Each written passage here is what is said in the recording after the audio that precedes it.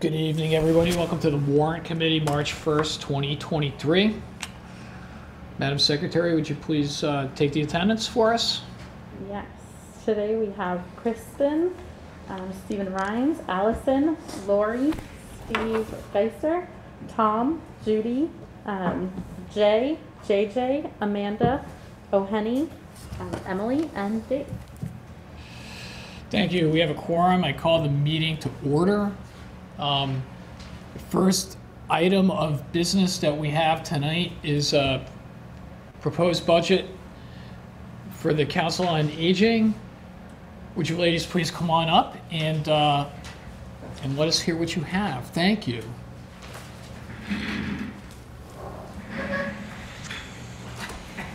Just helping the old lady. Hi, good evening, everyone. My name's Christine Stanton. I'm the director of the Council on Aging, and I'm joined tonight by the Council on Aging Chair of the Board of Directors, Lorraine Sumner. And I did submit a PowerPoint just to, here it is. Thank you very much. Thank you for your assistance. So I just wanted to sort of give an overview of all the exciting work that we're doing at the Council on Aging. Just many of you don't look like you're over the age of 60 yet, so maybe many of you have not participated in any of our programs. Maybe you've only been to the building to vote or to get your flu shot.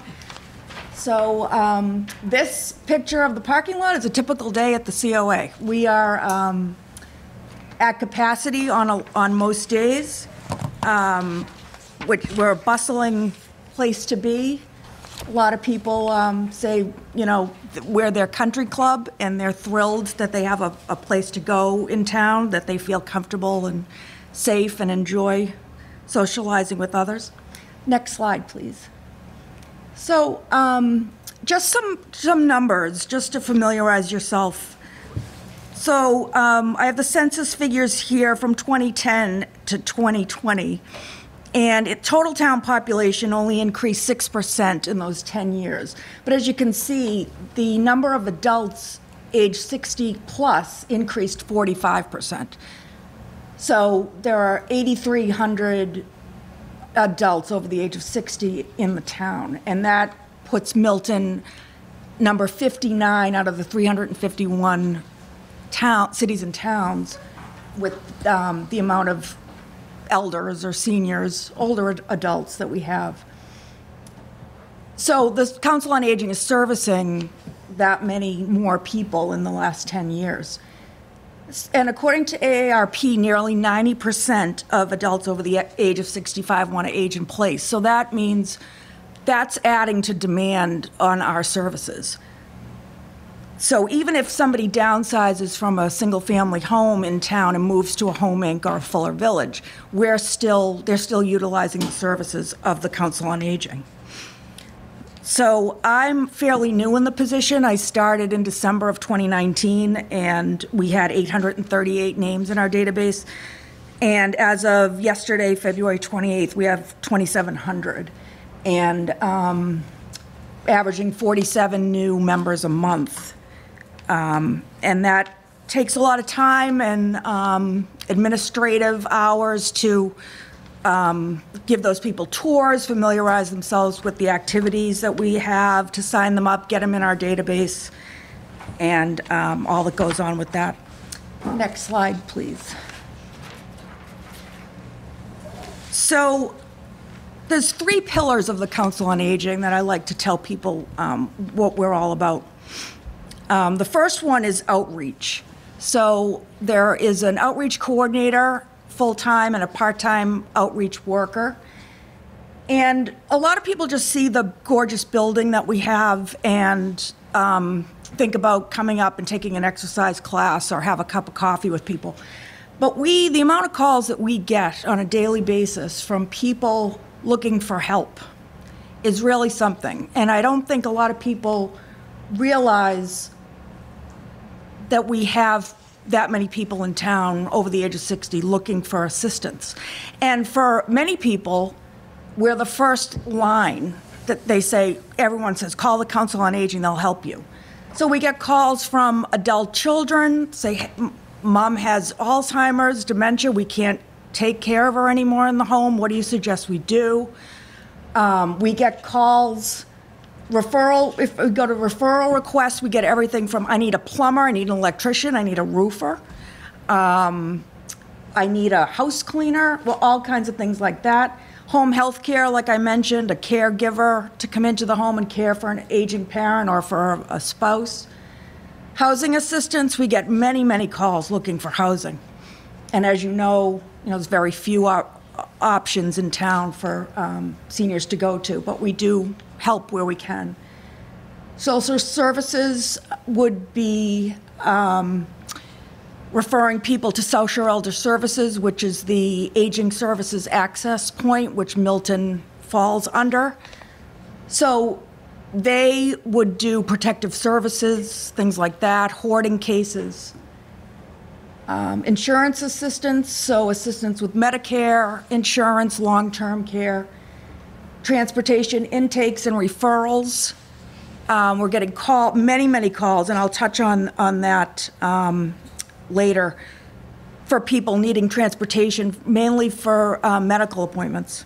And tech assistance. Everything is on your phone or your computer nowadays, and something that really hits home for me is how people need to use your portal to get to your primary care or to get to a medical specialist. A lot of older adults don't have smartphones, so they're coming for assistance, and we're sitting down with them and we're logging them on, and oftentimes setting up an email address for them. So I'm very proud of my outreach team. They do wonderful work, and it's something that maybe you don't see, as I said. So FY21, we had 790 requests for assistance. FY22, almost 1,200, and so far, year to date this year, we're up to over 800. So we're, on a upward slope of maybe 1,600 or so requests. Next slide, please. So the next pillar is the programming, and like I mentioned, that's what you see. You see the beautiful building, the cars in the parking lot, the Tai Chi class that we hold on the basketball court, sometimes outside in the nice weather on Clapp Street. So we're running about 200 programs a month.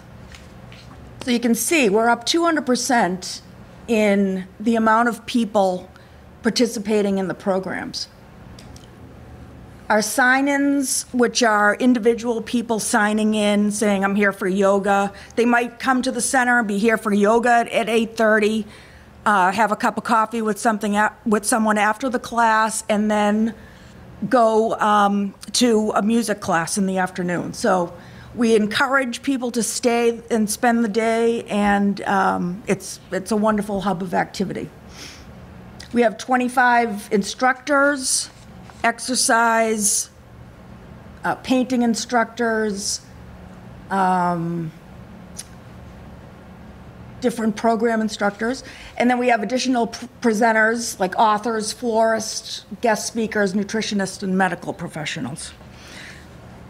So another thing I'd like to note is that for programming, my outreach coordinator does all the programming as well, coordinating it.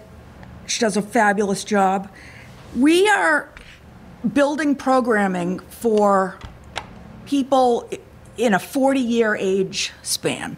So we're trying to appeal to people who are 60, 65, maybe still working, newly retired, to people who are 100 or 102 that come for a cup of coffee or a music therapy class or a chair yoga class. So it's quite a feat to appeal to that many people and keep everyone happy as much as we can.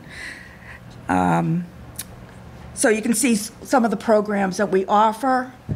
Cooking, photography, ukulele, Spanish, many different fitness exercises that appeal to younger people, like bar we introduced.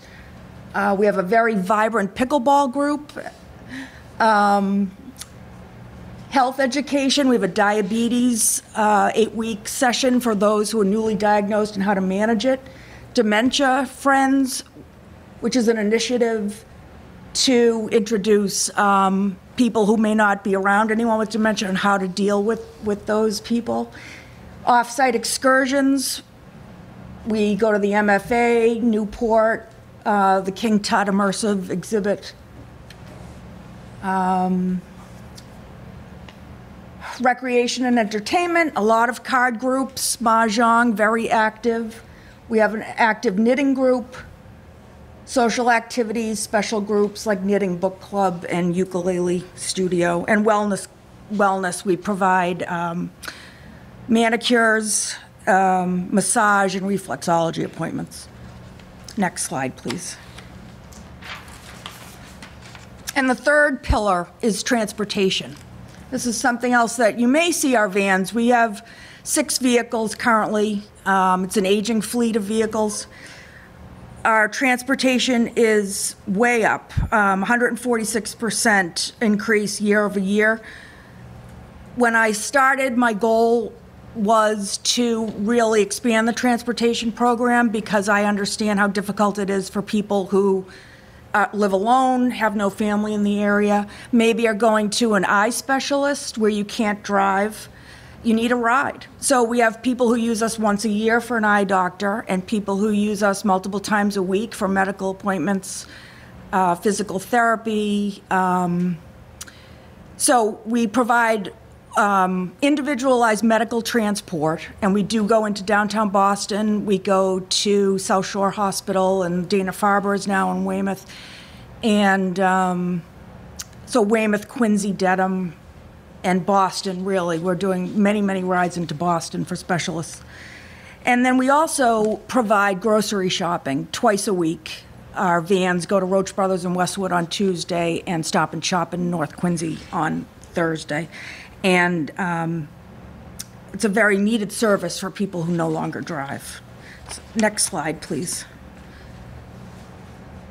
So we did a sort of a mini outreach, kind of seeking feedback, where we put a box with some cards and asked, what does the COA mean to you? And I was blown away by many of the responses. To know the impact that we're making on people was quite something. It's very rewarding, I have to say. I really enjoy my job, and it's very rewarding to know that we're helping people in Milton that need it. So I'll just touch on a few of them. The COA has provided me with a refuge at a time in my life when I was going through a very difficult time with both health and family issues. I cannot thank the caring, empathetic, and supportive staff enough for all they have done for me. The town is lucky to have this staff. The COA is my lifeline, from transportation, fitness classes, culture and art classes, to meeting new people in town. I live alone and cannot drive due to vision impairment. The COA takes me to the grocery store each week and to my medical appointments, allowing me to hang on to my independence. I have belonged to senior centers in other states, and Milton's is the absolute best. I'm thankful every day for the support and friendships the COA has given me. I'm grateful for the transportation services the COA offers. I have physical challenges and frequent doctor's appointments. I'm often anxious about getting to my destination and finding reliable transportation. The COA drivers are friendly and respect my needs. They put me at ease and offer friendly conversation. The lectures and luncheons offer needed entertainment since I am single. Thank you for your kindness and accommodations. So it was really something to get these responses back and just to solidify the work that we're doing in the town. Next slide, please. Thank you. So just briefly, FY22 accomplishments.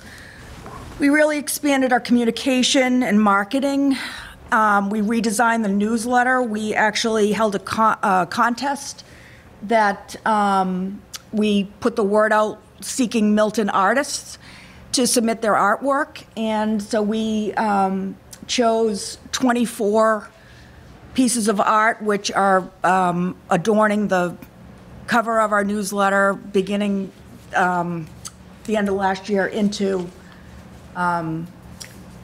year 2024. So we have a bright, beautiful newsletter. It's Very, yes. When people are anxious to receive it in the mail every month and see what are we running at the COA. So we are trying to attract younger, older adults. So again, people in early to mid 60s that, we're trying to do away with that stigma that I'm not old enough to go to the Council on Aging. And when people say that, you should hear the people in the lobby, they say, you don't know what you're missing out. Hold on, you should be here. So it's fun. Facebook, we really increased our presence on Facebook. We've been in the Milton Times weekly, either advertising upcoming programs of they're covering what we're doing. Milton Access TV, we've run some bits on there and some advertising. I've done presentations at Home Inc. and Fuller Village just to really expand the outreach of what we do and what we offer. We've hosted elected officials and department heads to allow our members to ask questions of, town officials that they may not attend many meetings. So it's nice opportunity. And we won the Milton Times Best Town Department that year. We also have a very robust weekly e-newsletter that comes out Monday morning at 9. And we use Constant Contact for that. And we have about 1,700 names on that, emails on that list. Next slide, please. So we expanded the programming, health and wellness offerings to 25 programs a week. We implemented new programs like Community Table, which many other town COAs have what's called a congregate meal site.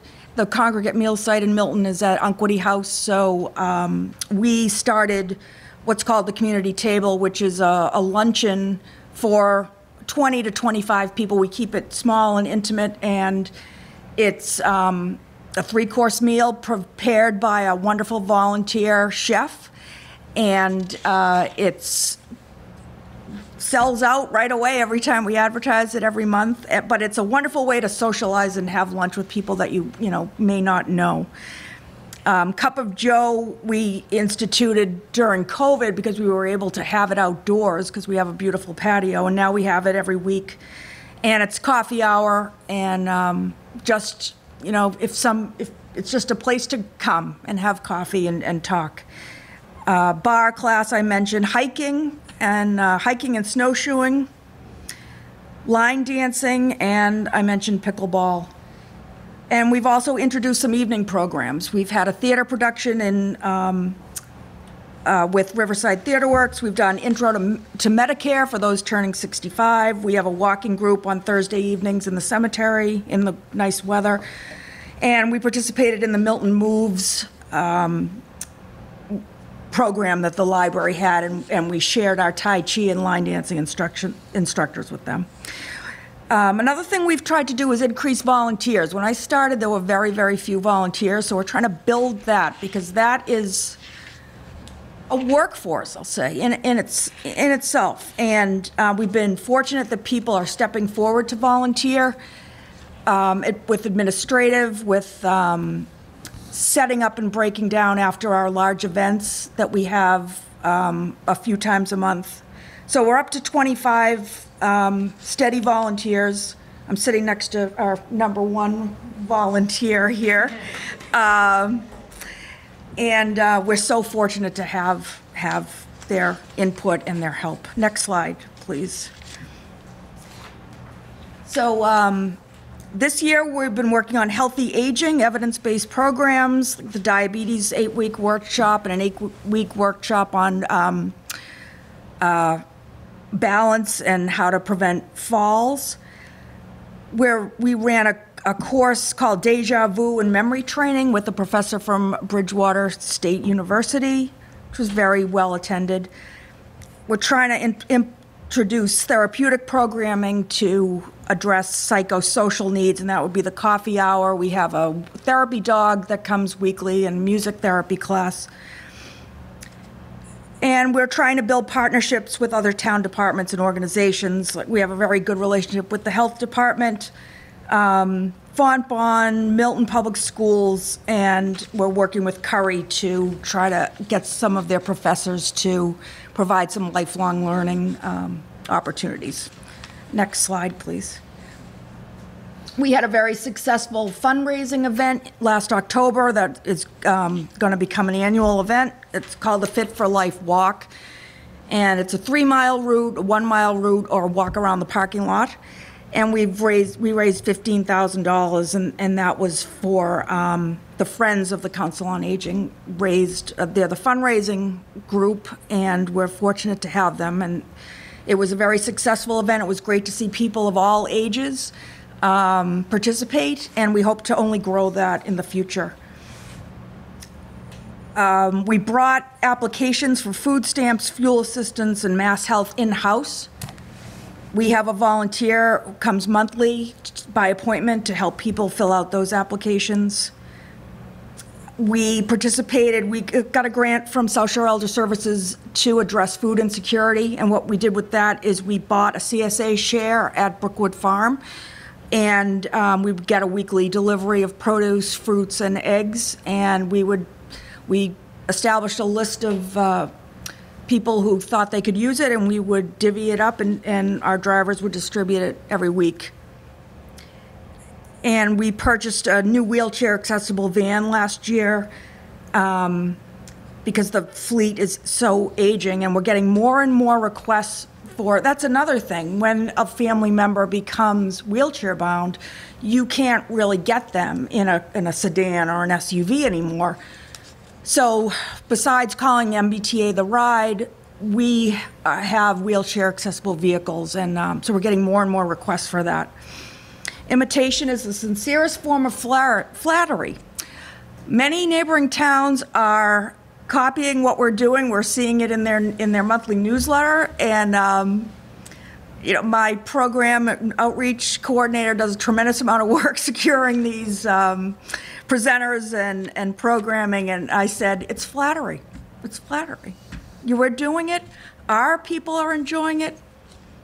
It's not everyone has, the wherewithal that we do. So it's wonderful to see. And last year we were Milton Times Best Town Service. Next slide, please. I'm almost done. So I don't. So our goals for next year, we want to move Milton towards an age-friendly designation, and that's something that is national. AARP spearheads that. It would be a very big undertaking when and if we decide to go for that designation, but the first step we'd like to do is implement the Dementia Friends program, and like I mentioned, it's a course that my staff and I are trained in to teach first responders and people of all different professions and all ages what you do when you encounter someone with dementia, and what the signs are, and how to talk with them and treat them. So that's our first step. We're expanding our outreach to communities of people of color and LGBTQ. We had 3 Black History Month events this year, and we have some Pride Month in June events coming up. We had a wonderful showing of 42 gentlemen who came to our inaugural men's breakfast last month, and the majority of members and users of the Council on Aging are women. Women live longer than men, and are unfortunately, and are more social and more apt to come to an exercise class or a coffee with strangers. So we were very excited and happy that we had such a showing of men in town, and it was great to see people, gentlemen in the lobby said, I haven't seen you since our kids played Little League together. I mean, it was just really nice. So we're looking for a couple of gentlemen to kind of spearhead this and take it take it forward and get some interesting speakers, but we're planning on a quarterly breakfast or luncheon for Milton gentlemen. So if anyone's listening out there, we're happy to have you. Contact us. We're expanding the volunteer program, which I mentioned. We're removing barriers to social isolation through outreach and programming. We're investigating grant opportunities to replace the aging fleet of vehicles. I have a 14-passenger van, which is a 2014, and an 8-passenger van, which is a 2010, year 2010. The 8-passenger van just died on Sumner Street a couple of weeks ago and is getting its transmission completely rebuilt. So the 8-passenger van is wheelchair, has a lift, so it's used frequently. And the 14-passenger van is what we use when we take people into Boston for trips to the theater and things like that. So they are aging, and I'm going to be investigating grant opportunities for that. So in terms of my request, the next slide, please. I don't have any big asks. My major increases are in utilities. Electricity has gone, I'm sure all of you know, has gone way up. So we're asking for an increase, pretty large increase in the electricity line. Fuel for the gas for the vehicles. There's a slight increase in the dues and membership line, which is tied to it's what we pay the Massachusetts Council on Aging every year, and it's tied to the number of residents over the age of 60. So since we had such a large jump, our dues are going to go up a few $100s. And then at the request of my COA Board of Directors, we'd like to request a supplemental budget request of $5,000 to support the programming.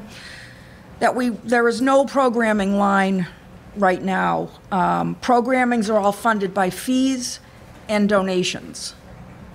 So I can let Chairman Sumner speak of this if you want, but it would be nice to have the support of the town supporting what we're doing in terms of programming. We couldn't believe it on the board when we went to review the budget and so forth, and wasn't aware that the town doesn't support any of the activities or any of the things that we put on down at the senior center. And we couldn't understand why, in this day and age, with the seniors who pay, myself included, high taxes here in the town, and we have to come up when we volunteer and bring supplies and so forth. Then there should be money from the town to help support these programs and activities that we are running. And we couldn't believe it on the board when we learned that there was nothing from the town supporting this. And the other thing we were surprised at, that when they have meetings there, it's under our electric bill. That's why it's increasing an electric bill. So the building is really a large, the largest community meeting space in the town, and the select board, now with everyone coming back in person, the select board is meeting there 2 evenings a month. School committee has been using it frequently, and anytime there's an EPA or a state meeting, we use it as the meeting place. So, it affects my small budget. My utilities all pay for all those, and I'm happy to do it as a, community member. And I know we're lacking of space that's needed for these necessary meetings, but it is coming out of my small budget. They don't sleep either. They don't sleep. The staff doesn't sleep. You're doing a lot, so I appreciate it. Thank you. This is amazing. It's I'd rather be a member there than the Weymouth Club. Yeah. A lot more better activities. There's a lot. Yeah, you don't have to drive that far. Yeah, Right. How have you tried talking to say like the churches to see if you could get more volunteers? Because I volunteered as a senior citizen when I was younger, and I still remember the impact it had on me, and how much these senior citizens enjoyed having some of the younger kids go in. And I still still remember one woman I would go and see on a regular basis, and her name to a T. And so I was just curious if there was any opportunity to work with some of the churches or the schools who have to do community service. Yes. One of the, I think it was the Visitation Parish, sent a group to help us around the building, and they also helped with outside with a little bit of landscaping, which was great. But they were a big help. And yes, we're trying to do more intergenerational programming and things like that. But yeah, we're They're really willing good with to. technology. Right. Like, so I was just thinking of, because I know when you get confirmed, you have to do community service. So I was just, In the high school? Yeah. Yes. I was thinking the exact same thing. So, there's a great book called Tribe of Mentors, right? So, how do you leverage the amazing life experiences that you folks have to help these kids, right? Yeah. Right. It's a great opportunity to win-win, I think. yeah, teaming up together too. Because it impacted me at a young age just to Right. understand and to hear some of the stories and experiences. So Right. hopefully that can be an avenue for you guys as well. Definitely. Yep. Can you please give us an example? So you've asked for the $5,000 for the programming because the people who come to do program have to pay some fees. Could you give us an example of some of the types of fees that they have to pay and how much a fee would be? We keep our fees extremely low, extremely manageable. Our standard rate is $5 a class, and that is $5 for an exercise class, $5 for an event that we have that would have a musical performance and a lunch, so you're getting entertainment and a lunch for $5. It's standard $5 a class. So some classes are like 6-week series, so it's $30. So that's the income for the classes, yeah, and the entertainment. And so, like, how would you do it? Like, or how are you thinking about doing it, right? Like, so, like, with the $5,000, would you make classes free? Yes. And how would you would you be able to make all the classes free? Would you have to make some of the classes free? How would you decide? It would probably be an event or a series that would encompass the largest amount of the population that we could. So our entertainment acts or musical acts and things like that you would call it, are all going up in price. And food is all going up in price. So we would try to make some of those events free, no charge. Whereas it's going to cost us maybe $20, $25 a patron. So we'd like to have maybe, 3 or 4 free larger events per year. And I'm very accommodating to people that I state in the newsletter, if you're financially insecure, please come to me. I'm willing to work with you. We also have the fundraising, and they are willing to supplement fees for someone that may want to take a watercolor class and it's $40 and they, plus materials. We'll support them if they need it. So we're definitely not exclusionary due to cost. I was going to ask you, how, with the cost of things going up, is that impacting our senior citizens? With the cost of food and everything. And now your dues going up. I'm just curious to understand more where our senior citizens are financially. Right. And how this is impacting. We're seeing more and more people applying for food stamps and heat assistance, which is shocking. So that's enlightening when you see, an 85-year-old woman, single woman living alone in a, 4-bedroom colonial, just trying to keep her head above water. We're hearing a lot of that, and there's no real downsizing in Milton. If the condos in Milton are $1 million, $1.5 million, You may get that when you sell your home, but, you know, It's probably why there's a wait list at a lot of these places. Yes. That are more standardized with the costs. right. Winter Valley has a long wait list, Home Inc. does as well, and, Not all programs do we charge, okay? Because I do about 9, and they're all free. There's no money involved at all, except that we could use supplies. Sometimes I cop my own from home.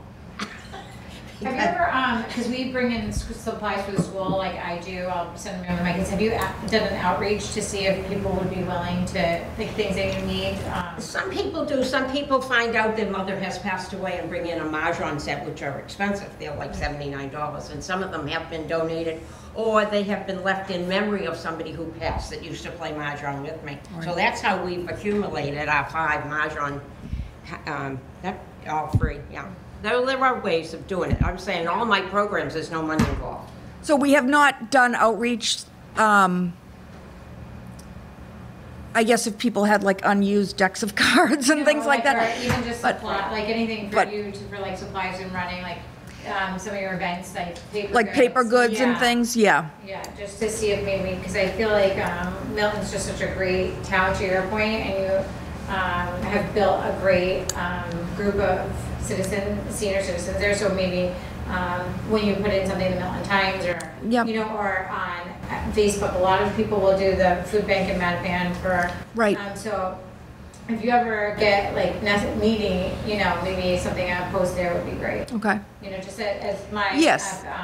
offering Right. input, because I know that that's what's great about our town is we rally around supporting our Sure. town citizens. So I was thinking maybe if you ever get, that's a great way. to yes, yeah, thank you. reach. Yeah, no, and even for, you know, events and stuff like that, I'm sure people Get would- sponsors Yeah. or have donated yeah, baked goods or something like that. Totally. Okay.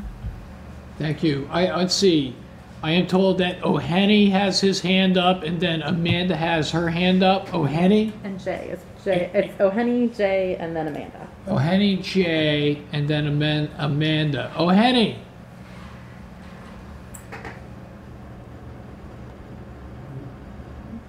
O'Henny, are you muted?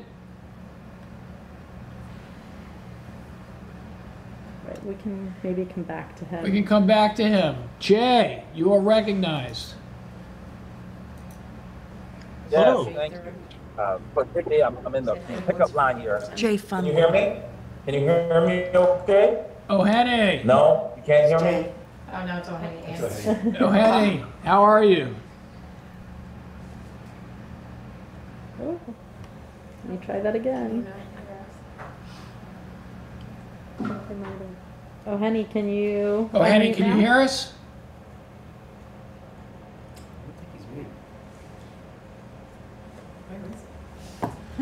Oh, he dropped off. So. Oh wait, no, he's back. All right, O'Henny, can you unmute now? Can you guys hear me now? Yeah, can you hear me? No? No? We can hear you. Okay, all right.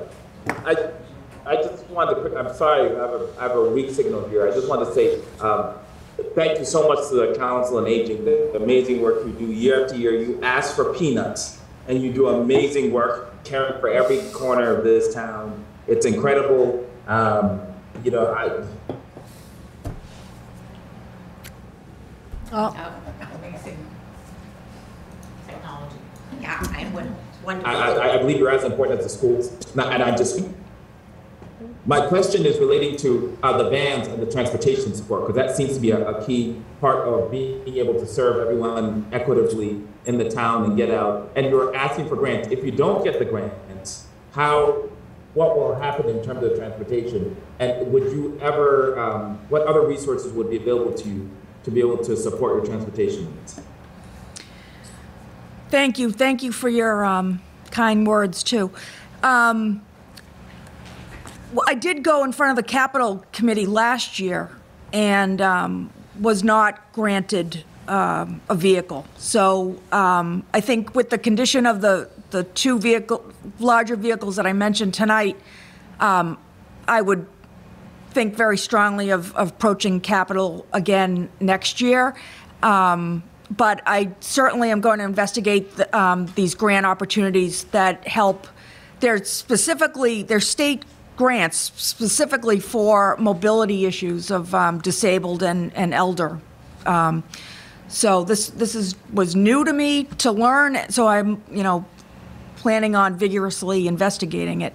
But if it doesn't work, I would have to go in front of the Capital Committee to request one, because it's, a large van is, 150,000 or so.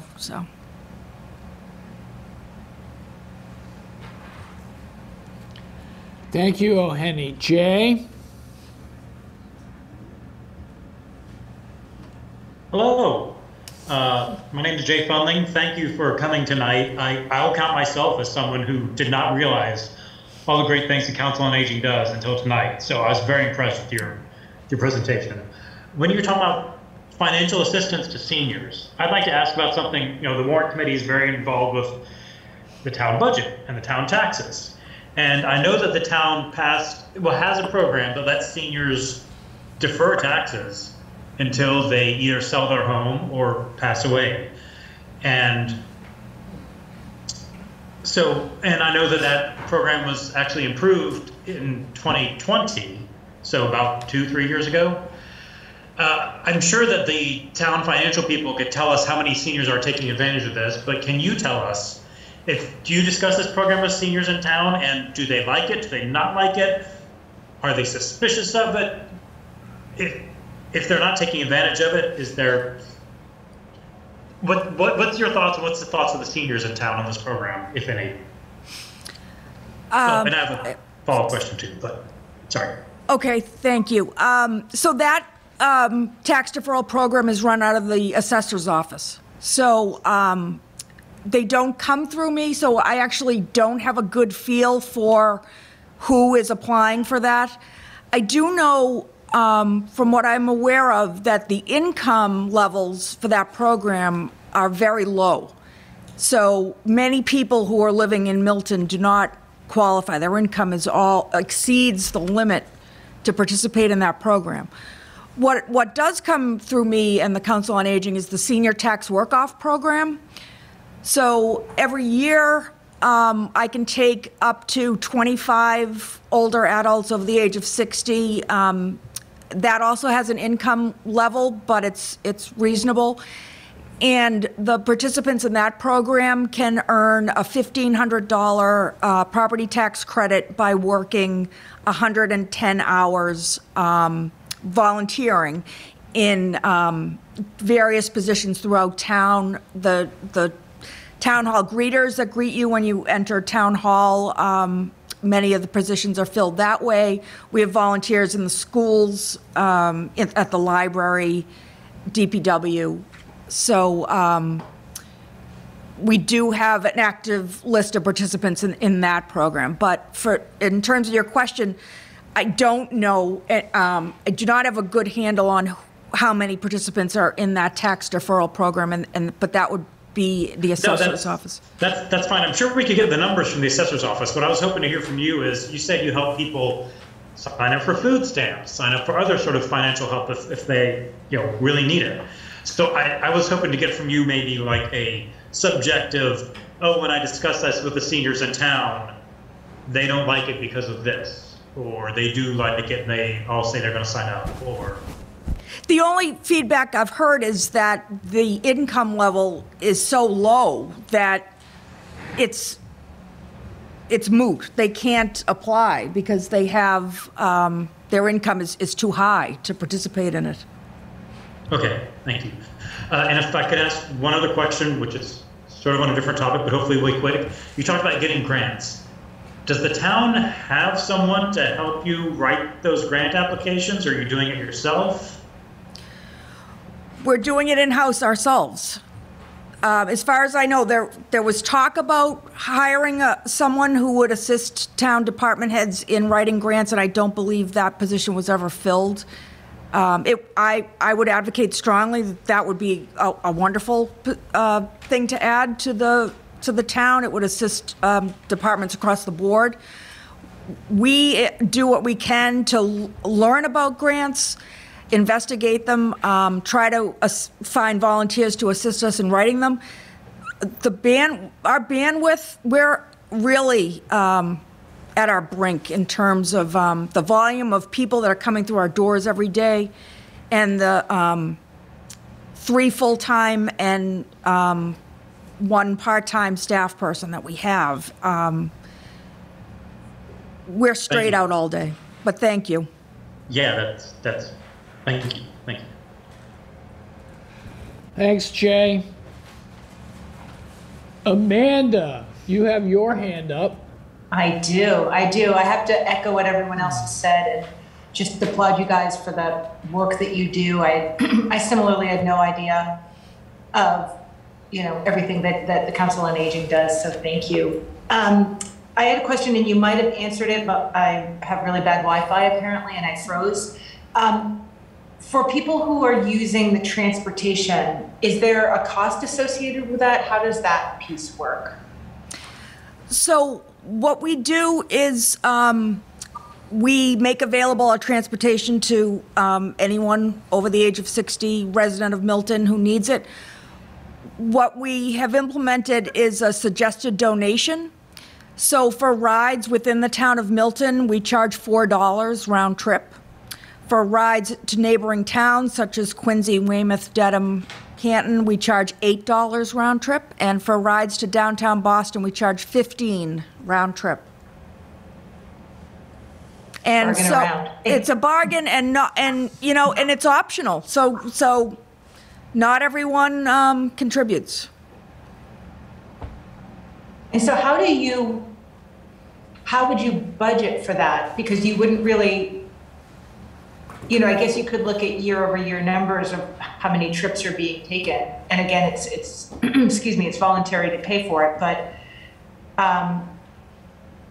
how would you for that, or estimate for that, or especially I think I can't remember the number increase that you said of members that you have.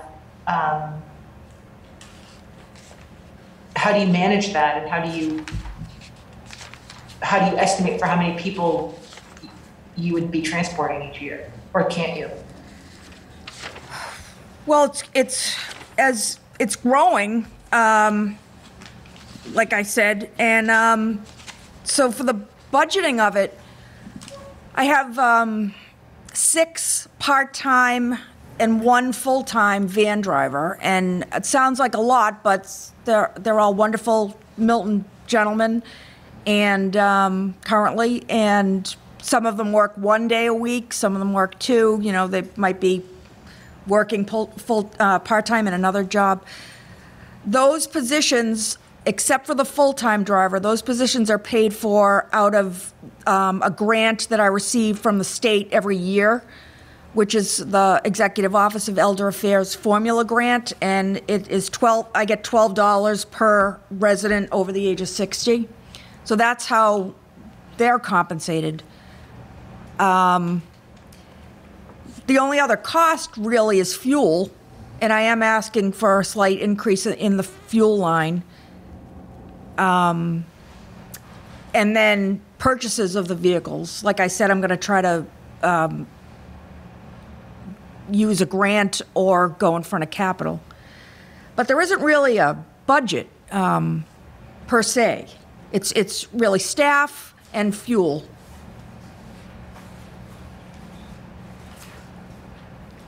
When Amanda's done that, Judy. when we met to talk about your budget, I think we discovered that although you get this grant at $12 per person, your dues went up to belong to this group that gives the grants.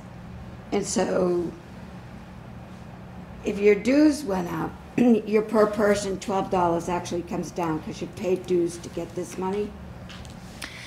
No, the dues are paid Do to it the again for me then. The dues are paid to the Massachusetts Council on Aging, which is just to allow Milton to become a full member of, and That's to over here. reap the benefits of what that state organization offers, which is training, development, grant opportunities, things like that. It's the state of Massachusetts Executive Office of Elder Affairs that provides the formula grant that pays Milton $12 per senior. And in that grant money, out of that grant money allocation each year, I pay the 6 part-time van drivers and the 1 part-time outreach worker. So that's the salary for those. And So that's- that number I'm anticipating will be going up because next year, because our number increased by close to 3,000 more residents. So that, and I'll be getting more money in that line. But as Amanda pointed out, we're expanding so much that it's necessary, you know, and able to be able to service the people in the town.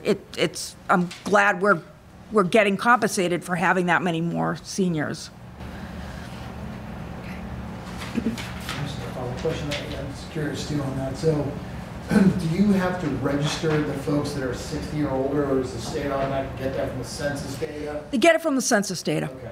So, because I was looking at your carrying cost per person, so that naturally goes up based on the census data, your money would increase Right. as you go through there, but your costs are increasing, I think you said 30% on fuel costs Right. of vehicles, so I was trying to, I get where you're going, I'm on the other side, I think. Yeah. I see what's happening, yeah, okay, thank you, I was trying to rationalize that. And one last question, if someone did want to make a donation, you know, cash donation or check donation, or a check, did they make it out to the Council of Aging, how did they do it? There's 2 ways to do it. You could make it out to the Milton Council on Aging, and that goes into what's called the Gift Revolving Fund. Or you can make a donation to the Friends of the Milton Council on Aging, which is the 501c3, excuse me, that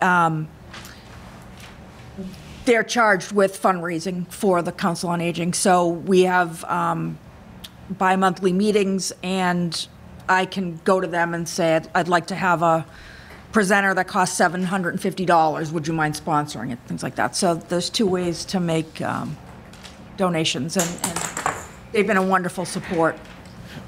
It's great to have a Friends group. Thank you. I'm looking, I have it. It might be tricky to find it and bring it up. Your FY24 budget proposal. I'm showing on Schedule A as 339,356. You had indicated that you're here tonight, that there's a request for a supplemental of 5,000. Is that 5,000 reflect? Yep, and so it's on top of. So your request to us for FY24 is that number that you presented to us, the 339 approximate number, plus 5,000. Correct. Okay, thank you. Just so that we're all clear on that. Tom? Just got another question. I believe, and correct me please, it's the state allocates $12 per resident over 60, if you sentence down. Is there any indication from the Council on Aging for the Commonwealth that money will increase? Yes. Through inflation? And can you tell us how much? So the Massachusetts Council on Aging has requested in their budget request an allocation of $14 per senior statewide. So I believe, I may have breaking news, but I believe when Governor Healy released her budget numbers today, she did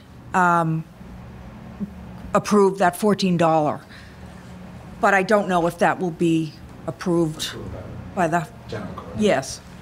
Thank you. But it's wonderful to know that Governor Healy is supporting, you know, the needs of seniors in the state and recognizing that a $2 increase is needed. If I have one more, I just want to echo, you know, the thoughts of everybody here on the board. And I think as a member of the Warrant Committee, I'm hearing a lot of stuff about housing, Milton building affordable housing, and my parents lived in Milton all their lives. They passed, but they were fortunate to use the Council on Aging and transition to Fuller Village. They were very fortunate to do that. But I think, I just wanted, there's a comment, but I think as we discuss affordable housing in the town, I think the elderly should be a big part of it. Definitely. As we talk about, excuse me, I'm losing my voice, the town farm and other places. I think other boards and committees should hopefully, and I trust they will, discuss the major issues of residents who live their entire life in Milton, Right. who have paid taxes here Right. their entire life, to be able to avail themselves of the affordable housing. To stay in Milton. To live in Milton, like the 90% number I saw out there. I think that's very important, for people who have given their life to the town. Well, thank you for recognizing that, and yes, we see it every day. Requests for affordable housing for seniors, and it's lacking, unfortunately, in the town, but I appreciate your comment that it should be something that should be addressed and considered when we talk about affordable housing going forward. Because not everyone, I actually worked at Fuller Village for 7 years, so it's a wonderful community, and but not everyone can afford to live there. Yeah, So- exactly, and it's a great part of our population that is sometimes forgotten Yes, in these conversations. yes. So thank you for recognizing that. Most of them are moving out of the town. Yeah, exactly. They have to look outside because you can't afford it. I'm in that same basket. Yeah, I can say I Yeah. fortunate to purchase a home in Milton from a very elderly woman, and you could see the liens Wow. on the house, sad. Yep. But Thank you. Thank you very much. Thank you. Thanks for coming. Thank you. Thank you all for your time. Of course. Thank you. I've learned a lot too. Thank you. Thanks for all you do for the town. Thank you.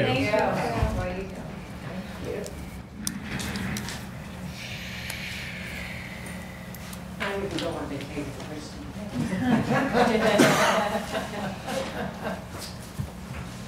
Only if she brings you, right? All right, Mr. Milano, welcome aboard. Good evening. Our next agenda item, let's just go with, can you please give us an update on the FY24 budget? Sure. I'm just trying to think the best way to do this. I can pull up a few slides that might be helpful just to kind of frame the conversation and give you a little bit of information graphically rather than just have me say it. Give me a moment here and I'll pull it up.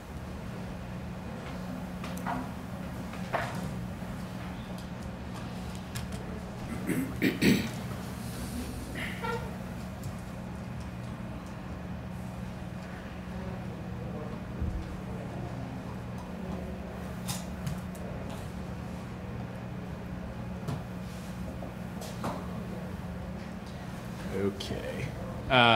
So when I was here previously, well, it was last month now, now that we're in March, I had just given kind of a big picture on the budget, and I'll do a little bit of that and just fill in some of the stuff that was not ready when we spoke last. Two main updates and changes since we last met. First, that we have our state aid number from the governor's budget that was released last week to cities and towns. And as I may have mentioned before, typically we receive that in early January. By mid-January, with the new governor, she didn't release her budget until March 1st today. But they had released the state and local aid information to cities and towns earlier last week. So for Milton, state aid went up $902,000 on a net basis from fiscal 23 to fiscal 24. So that's good news, and I'll have a little bit more information on that in a moment. The other big change or new information was that the town's free cash balance was certified at $4.4 million.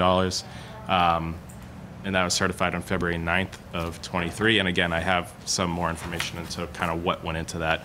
to provide you some background on that. So on state aid specifically, so state and local aid covers a big bucket of different monies that flow to Milton and to all the cities and towns in Massachusetts. There's money that we receive as receipts, and then there's money that is the state assesses on cities and towns that is withheld from us from our receipts. So our receipts are up $1.26 million over fiscal 23, driven primarily by Chapter 70 education aid, which is the aid that the Department of Elementary and Secondary Education provides to municipal school districts. State-owned land, which is basically a tax that the state pays on state land in cities and towns. And then a smaller adjustment was unrestricted general government aid. That's just money that cities and towns can use for any purpose, any municipal purpose. That went up 2%. That is more typical than the other buckets. The assessments that we pay are also up about $360,000 by all the town's retired teachers receive their health insurance through the state retirement system, through the Group Insurance Commission. So that has had a slight increase. The MBTA assessment that we pay had an increase. And there are some tuition charges that the schools pay based on where some of their school population is. So as I mentioned previously, you take our new money, subtract what the state charges us for assessments, and that gives us a net aid increase of about $900,000, which is good news. Not every city and town receives that much money in terms of increases year over year. I will just note that our budget forecast already included in that a minimum aid increase of about $135,000. So when we're talking about the town's budget, that net state aid increase of new money is really about $770,000 because we had already accounted for some of it. Just in terms of some history, state aid, this is Chapter 70 education aid. We've come close to doubling the amount of education aid that Milton receives since about 2017, which is pretty good. In communities I've worked in, that is not what they were receiving in terms of education aid. The state does have a new law, the Student Opportunity Act, that pushes more money to school districts, and that was approved a few years ago. So that is one of the effects that we're seeing, that Milton's apportionment of the Chapter 70 education aid has been increasing. I mentioned briefly the unrestricted general government aid. This is more flat. It increases basically by the amount of new revenue the state expects to bring in on an annual basis. So this is not a big bucket of new money for us. It was a 2% increase from fiscal 23, which is about $70,000. State-owned land is the big changing one, which we don't really have any information for as to why, other than that the state is putting more money in the budget appropriation for state-owned land. So we'll take it. I can't tell you why that's happening, but we're happy it's happening. We have doubled the amount of money that we take in from our state-owned land in the last few years. I wouldn't say it's something that we can rely on as to keep growing at this rate. As you can see just from looking at the past history, it's usually flat. Sometimes it's gone down. For it to be increasing at the rate it has been is good news for us. So that's the state aid piece of it in terms of our revenues. In terms of free cash, so our free cash, again, is an outlier, over $4.4 million in free cash certified this year. As you can see, this is a significant outlier from where we've been in a few years. I wouldn't even say an average is close to $2 million, but I think a $2 million figure is a little bit more typical than that $4.4 million number that we have now. So where did it come from? Free cash is several different things flow into it. I know, and Amy and I had discussed it with you folks in our last meeting, but this is a little bit more specificity as to what those sources were. When the town set its fiscal 22 budget projections, it brought in money in excess of those budget projections in fiscal 22 to the tune of $1.2 million, primarily from motor vehicle excise tax and meals tax. License and permits is basically building permit fees, so that was another big increase. And then our state aid numbers were a little bit higher than we had anticipated. And I'll just comment on the state aid generally, that's typical, because what will happen is the governor will put out her budget on state and local aid. Then the House will take their turn. Sometimes they'll put a little bit more money in Chapter 70, put a little bit more money in unrestricted general government aid. Then the Senate will go. Then they'll all meet and combine a budget. At some point, they'll pass it. So we'll build the budget around the governors. By the time it actually passes, that's usually a little bit more. So that's something that we typically see on an annual basis, where that state aid number will be a little bit higher than we project initially. The second big thing that flows into free cash is turnbacks from departments. So if a budget is appropriated at $1 million and the department only spends $900,000, $100,000 will close out to free cash, spent or encumbered at year end, I should add. Fiscal 22 is kind of a funny year. There was a really high health insurance turnback of almost $1.1 million. That is atypical. That's almost 10% of that budget. So that is something that doesn't typically happen. It was just the rate increase that the budget was applied to did not match what the premium increase was going to be. So the town appropriated more money for health insurance than was needed. It closed out to free cash at the end of the year. Police had a lot of turnovers. When a senior officer retires, they're at a much higher income on an annual basis over those new officers we hire, and especially with police, where going through the civil service hiring process, sending them to the academy, getting them on the street, it takes a long time. So there's often a lag between an employee retiring and somebody coming in. So that explains most of that turn back there. We are still having some vacancies on the police side. We have 2 candidates in an academy now and 3 vacant positions today. But we're not looking at turnbacks on that size of $450,000. The other 2 that I just put on here just to flag: information technology. The director's position was not filled. It is now filled. We are currently actively recruiting and advertising for an IT assistant position. That's the number 2 job in that office. And lastly, unemployment. Unlike businesses, we don't pay into the state unemployment insurance trust. We pay our unemployment claims essentially up front to any employees who are on unemployment. So it's one of those accounts that fluctuates because we're not putting it out into a trust. So if there's a year where the town has not let go of any employees, no employees go on unemployment after they leave service with the town, we'll typically see a turn back if that happens. And it can go the other way. If there's a year where several employees leave employment and they claim unemployment and they get approved, we might see that budget higher than is typical. The last big piece of this is that at the end, last year when the town was going through its free cash certification process with the state and the town's test didn't quite match up, so the state withheld $840,000 of free cash from last year's certification. So this year, Amy was able to work with them to get that released. So that $840,000 that is included in this $4.4 million is really from last year, but the state did not release it last year.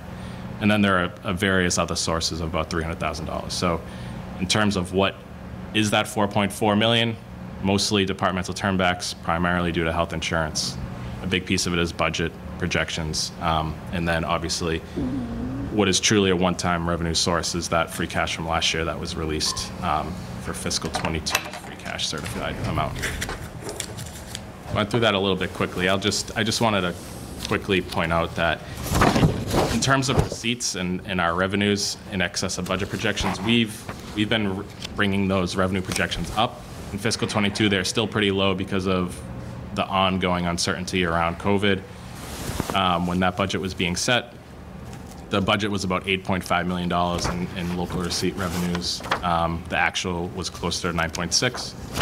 Fiscal 23's budget, the year we're currently in, the revenue estimate was about $8.8 million, 8.9. And then for this year in fiscal 24, our current projection is $9.2 million. So we've acknowledged that those revenue numbers were higher than what had been budgeted in the past few years. We've brought that projection up. So right now we're at about 96% of fiscal 22 actual in terms of what our projection is in fiscal 24. So we like to be conservative on those local receipts.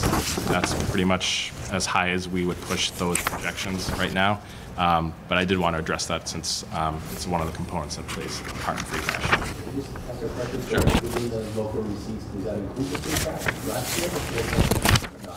So of the 4.4 million, about of the 1.2 right here that I'm showing, that's mostly from local receipts. Not entirely, but a large component of it is. with the 8.8 million to 9.2 million include the free cash? No, these are just our receipt estimates for going forward. So when we're building our budget, we say how much we're going to bring in this year. That's what we've been increasing it because our history has been so strong, even through the impacts of what had been.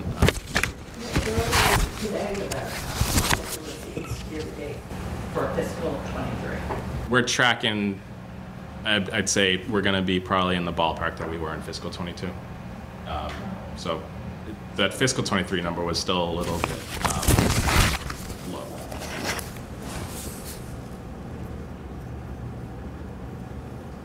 low. So we've already started talking about where we should put that free cash. So the first place that we've identified spending some of that out and made a recommendation about it is in terms of the town's capital budget. So one of the warrant articles obviously is I think it's Article 4 is the town's capital budget. And we usually use free cash in a combination of borrowing authorizations to fund new equipment, facilities improvements, infrastructure projects around Milton. Right now, my recommendation to the Capital Improvement Planning Committee has been to use $1.2 million of that free cash for capital projects, for vehicles, equipment, technology, school technology, facilities projects across town buildings, school buildings, in addition to some debt authorizations for capital. And that presentation was made not this past Thursday, but the Thursday before that, and the group is reconvening again tomorrow morning at 7 a.m. if anybody wants to join us. Lori will be. Then the other places where we've put kind of markers down is in terms of making some transfers over to stabilization. The town has used stabilization funds over the past few years, or taken money out of stabilization throughout some of the impacts due to the budget from COVID.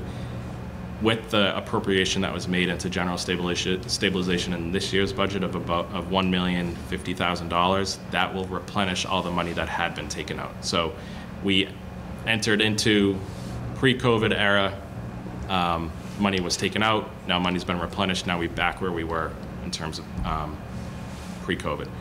The goal would be to now say, here's a lot of one-time monies, let's start to rebuild those reserves back up, because with our reserves staying flat over the past 4 years, our budgets have gone up, so our reserves as a percent of our total budget has fallen. So the goal would be to try to build those back up so the next time there's an economic downturn, the town is in an okay position to withstand it, to be able to use that stabilization money to keep people in their positions, to keep projects funded, and keep budgets full. The other place where we've identified money is to make a contribution to the town's OPEB trust, so other post-employment benefits, mostly retiree health insurance. We have a big unfunded liability for that. The select board has a policy recently adopted around starting to pay down those liabilities, and that policy states that we'll make an appropriation to the trust of a minimum of $100,000 over the next several years, and then when the retirement system is fully funded in a few years, maybe sooner, we'll start putting more money into that liability, start paying down that liability for future generations. It's about $160 million. The other thing that we've done is we've identified some one-time expenses in our level service budgets from departments. So we've allocated some free cash to those. Typically with free cash, we'll look to capital projects, we'll look to putting money into stabilization, we'll look into funding non-recurring costs in our operating budget before we start talking about maybe funding some operating budgets with free cash. The $361,000 includes the town's fiscal 24 reserve fund appropriation, which is $250,000. That's a fund that's set aside. Transfers out of it are subject to approval of the Warrant Committee, and they're supposed to be for unforeseen expenditures. So we felt that was an appropriate use of free cash for fiscal 24. I have two more on there anticipated. So the School Building Committee, we're expecting a warrant article from them. They have a meeting Monday night. That will be before the Select Board on Tuesday night. They've submitted 3 warrant articles. 2 of them have been sent over related to the Guile Road mechanisms. The third one is an appropriation. They had a $40,000 appropriation that they've mostly used up. So I've just kind of tagged a placeholder amount for that in anticipation of what they might bring over. We'll see once we get that on Monday. And then we've been receiving money through the opioid settlements that states have reached with the opioid distributors and manufacturers, as well as some of the pharmaceutical companies. We've received to date $155,000 for that. So we intend to make an appropriation of that same amount to be used in accordance with the opioid settlement agreements. Basically, there are 8 buckets of ways that towns can use these monies to support prevention, treatment, and other substance abuse issues in their communities. So that is one other place that we've identified for an appropriation out of the free cash. That money came in this fiscal year, so it came in fiscal 23, so it's not really in the $4.4 million, but rather than wait for it to close to free cash, then appropriate next year, we figure we can do that now. So if we were to move forward with what I identified on this list, that would give us a remaining balance in that free cash of about $1.39 million. So that's where that stands currently. There are 2 big expenditure items that are outstanding: group insurance, which is health insurance, and life insurance, mostly health. That has about $1 million increase in our budget right now. We are meeting with our broker tomorrow to get our final anticipated premium increase, which will allow us to finalize that budget. We've pegged basically about a 7% premium increase right now. If it comes in half that, we can look to reduce this appropriation. We don't really know where that's going to come in yet. We will know tomorrow. We've had okay claims here, so that's in our benefit. General insurance is our liability insurance. It's not a huge number, $142,000, but we should have that final on Monday. Those are the 2 big ones that are outstanding. So with everything I've described, where things stand presently is the quote-unquote rollover level service budget is about a $2.1 million deficit. That needs-based budget that we described previously is about a $4.8 million deficit. Our work has been trying to get to that $2 million one balanced. Between potential use of free cash for operating budgets and additional use of ARPA federal funds for operating budgets, I feel pretty decent that we'll get there, but it'll give me a few more days, and we're still working on a few things to try to square that circle. And I think that's all I really had for tonight. Happy to take questions on any of this or comments as well. Jay's hand is up. Is it? No. I saw Judy's. Judy? No, it's okay. I have the advantage this meeting. Yes, you because I do. don't have to wait for the little laptop to find me. I have a question. Sure. That when you were going through the insurance costs, Yep. you had one that was general insurance Correct. for liability. Could you describe Sure. what So would be that's in that? property liability, public officials liability, workers' compensation, as well as 111. It's called 111F. So that's injured on duty insurance coverage for police and firefighters who are injured on duty. So it's a few different things make up that big bucket. And that amount of approximately 142,000 covers all that? No, that would be the increase. So it's about $1.1 million budget. the Right now we have it. increase Yeah, that 12% is the increase. One thing I'll note on that is we don't have collision coverage on any of our vehicles right now. So part of that increase will be to add that coverage. Or it is to add that coverage as we've done so. Okay. Thank you. Steve? Thank you. So my question is we have a $4 million extra this year, $4.4 million extra this year, and we're going to spend a good amount of that this year, and we know the budget's not going to go down next year, so what's going to happen? We're going to have a huge shortfall. Correct. And we're going to have to do it overall. If folks are interested in keeping level of service as it would be funded in this budget if that's where things end up. How That about is we put correct. a little more in the bank for next year and not spend so much this year? It's also an option. And I think that's what we're trying to work through over the next few days. We had a finance committee meeting Monday morning with the select board finance committee with the counterparts on the school committee as well as the full school committee. And the question of how much to put into stabilization came up. But I think it's important to make that investment now. And part of, so I have it pegged as $750,000 going to general stabilization, $250,000 into to capital stabilization. And the intention there is for that $250,000 not necessarily to be a permanent infusion that just stays in the capital stabilization ever. It's more of a down payment on next year's capital budget. Like, you know, we have this money now, we don't need to spend $1.5 million in fiscal 24's capital budget.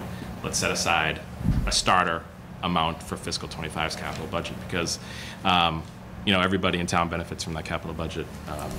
We have 2 more fire houses we got to build, and they're going to want new fire trucks, I'm sure.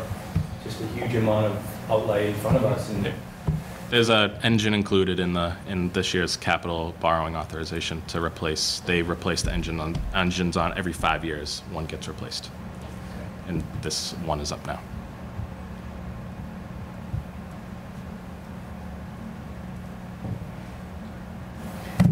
We can't hardly wait. So thank you. Of course. yeah, thank you. Thank you. Appreciate it. All right. Do we have a copy of that presentation? Do we have a copy of that? This one right here, Yeah. I can distribute it.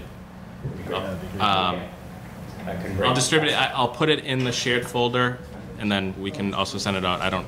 That's Thank how you. I access things, but I don't want to assume right that. fast enough, so. No. Yeah, that's fine. It's all there. All right. Can I ask you a couple questions? Jay, yes, please do. Okay. One question is, thank you for laying out the free cash and how it came, you know, how it came in as such a pleasant surprise this year. I guess what I'm trying to figure out, and I think you answered it, but if you could spell it out again, is this, we treat free cash as one-time money, like a windfall, we shouldn't spend on recurring things. But when I look at like motor vehicles excise tax, meals tax, those came in so high, those don't seem like one-time issues, they seem like recurring issues. Now, you sort of addressed that, but you could address that again. And police, you said there are 2 positions that aren't filled. That also seems like it might be recurring. So I wonder if treating the free cash as only to be spent on one-time items doesn't really reflect that it actually reflects a bit of conservatism built into our budget that we expect to come through year after year. So can you help me figure out how much is actually one-time windfall and how much is conservatism baked into our budget? Sure. I think, you know, there's a couple of pieces to that. In terms of our revenue projections, they have been low over the past few years. I think it's good to be low. It's not necessarily to be good as low as we have been, and that's why we've brought those back up. So let's say we come in at, we're projecting $9.2 million, knowing that should be less than what we actually bring in. And if we bring in 9.6 or even $9.7 million, then that's $400,000 to $500,000, whereas the free cash number we're looking at this year is really about $1.2 million over estimate. So I think to have that number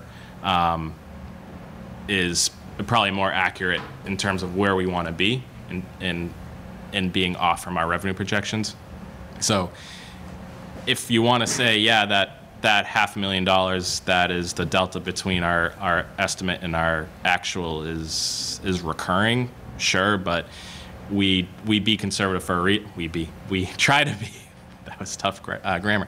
We try to be conservative for a reason, because sometimes mid-years things happen and revenues fall off a cliff, and if you're not prepared for that, that means making some tough choices mid-budget year. So building in a little bit of wiggle room is helpful, and letting that close to free cash and then using that for one-time monies in the following year. And I think, speaking to staffing, you know, part of the reason why we sometimes have big turnbacks in departments is employees will leave mid-year, budgeted at a high amount, maybe we don't fill that position in the rest of the fiscal year, maybe we do, and even if we do, it's at a much lower amount. But when we turn the page on that budget year and start over for a new budget year, we adjust the budget for what the new person's salary actually will be. So we don't expect to carry forward turnbacks in positions just because there is turnover. We reset each fiscal year as to what we anticipate. So I think that addresses some of the police piece. I think, police departments across Massachusetts are facing staffing shortages and trouble getting staffing in for various reasons. But so that's been just one of those departments that's a little bit slower to get back up to full staffing. And as I mentioned, we have 3 vacancies currently. In fiscal 24's budget, those positions are all recalibrated back down to where they will be hired at, not where the incumbents have been. Okay. Can I ask a different question about the stabilization fund? Yes. So the general stabilization fund is about $5 million right now, give or take? Correct, yep. Okay. And I guess, all my years of town meeting, it always seemed like the amount we put into the stabilization fund was just a random number. And now that I'm here and digging into it more, it still feels like that. I guess I always heard the argument, let's put more in there so that we can have better credit grade. But I look at, we just came through a once-in-a-century pandemic and we spent $1.8 million out of the stabilization fund. And now we have a stabilization fund of $5 million. Getting hit with probably the worst thing any of us could imagine, we spent, less than a quarter of that? So it makes me wonder how much we really need in the stabilization fund. And I don't love the answer that, the credit rating agency like that's, I can talk about that, but I don't see, and we've talked about this offline, and I don't think we really have a agreed upon policy in this town as to what the stabilization fund should be. And since we don't, I don't know why we're putting the number that we want to put in there, or putting anything there, to be honest, at this point. So,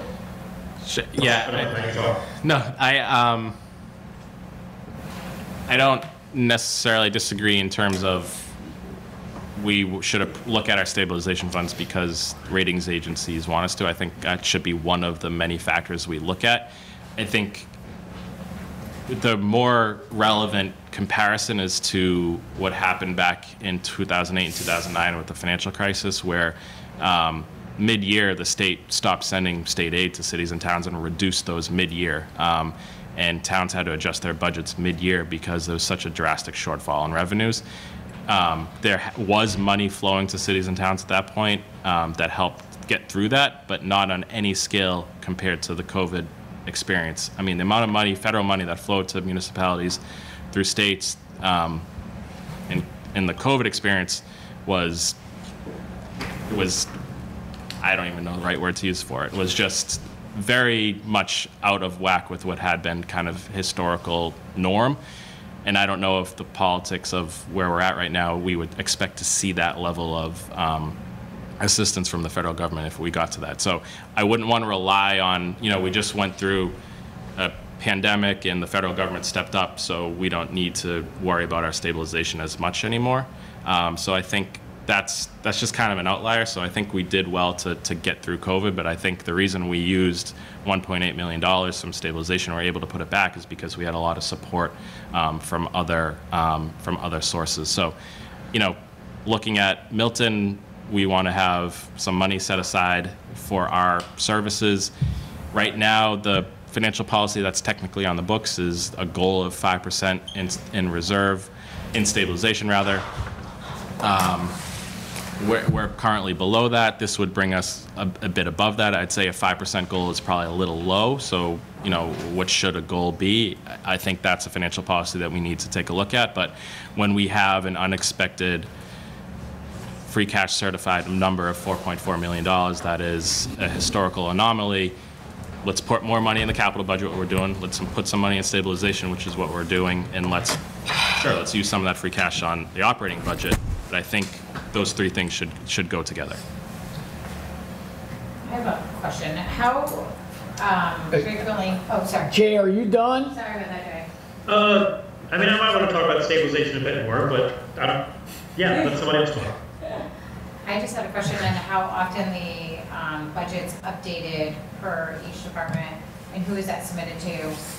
And so that those funds, let's say jobs are not filled, you know, who's aware, and are those jobs going to free cash if they, at the end of the year, they're not filled?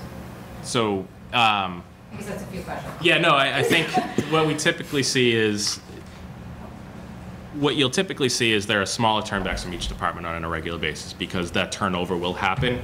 And maybe when one employee leaves, it's vacant for a little while, a new employee comes in, maybe there's $5,000 to $10,000 in savings. So that'll flow into free cash, but it's on a much smaller scale than these outliers that we've described. So it's more about when it's consistently not filled. That's why we see these big jumps. We monitor budgets all the time. You know, people come and go. We're able to usually fill those positions. This fiscal year, we've done pretty good at backfill and everything. I wouldn't say. We had a couple of clerical positions that had been vacant for a while, a couple of police officer positions that have been vacant.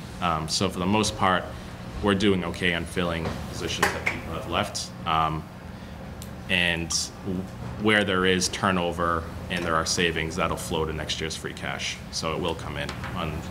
I know, but are those like a budget's updated monthly, quarterly, to send to anyone? Like, I'm just curious of who manages so that the output of expenses to income Sure. are monitored so that. Yes, I mean. Mid-year is done, so does that mean every department hands in a mid-year budget? No, it's one budget that governs their department for the whole year. We monitor, Amy monitors, departments have full access to monthly budget reports, weekly budget reports, so they have access to all that to make sure they're staying on track, you know. So throughout the year, that's a process we do. You know, I request a year-to-date budget report at least monthly, and I go through it to see kind of how things are shaking out. So that's, in terms of budget monitoring, what our approach has been.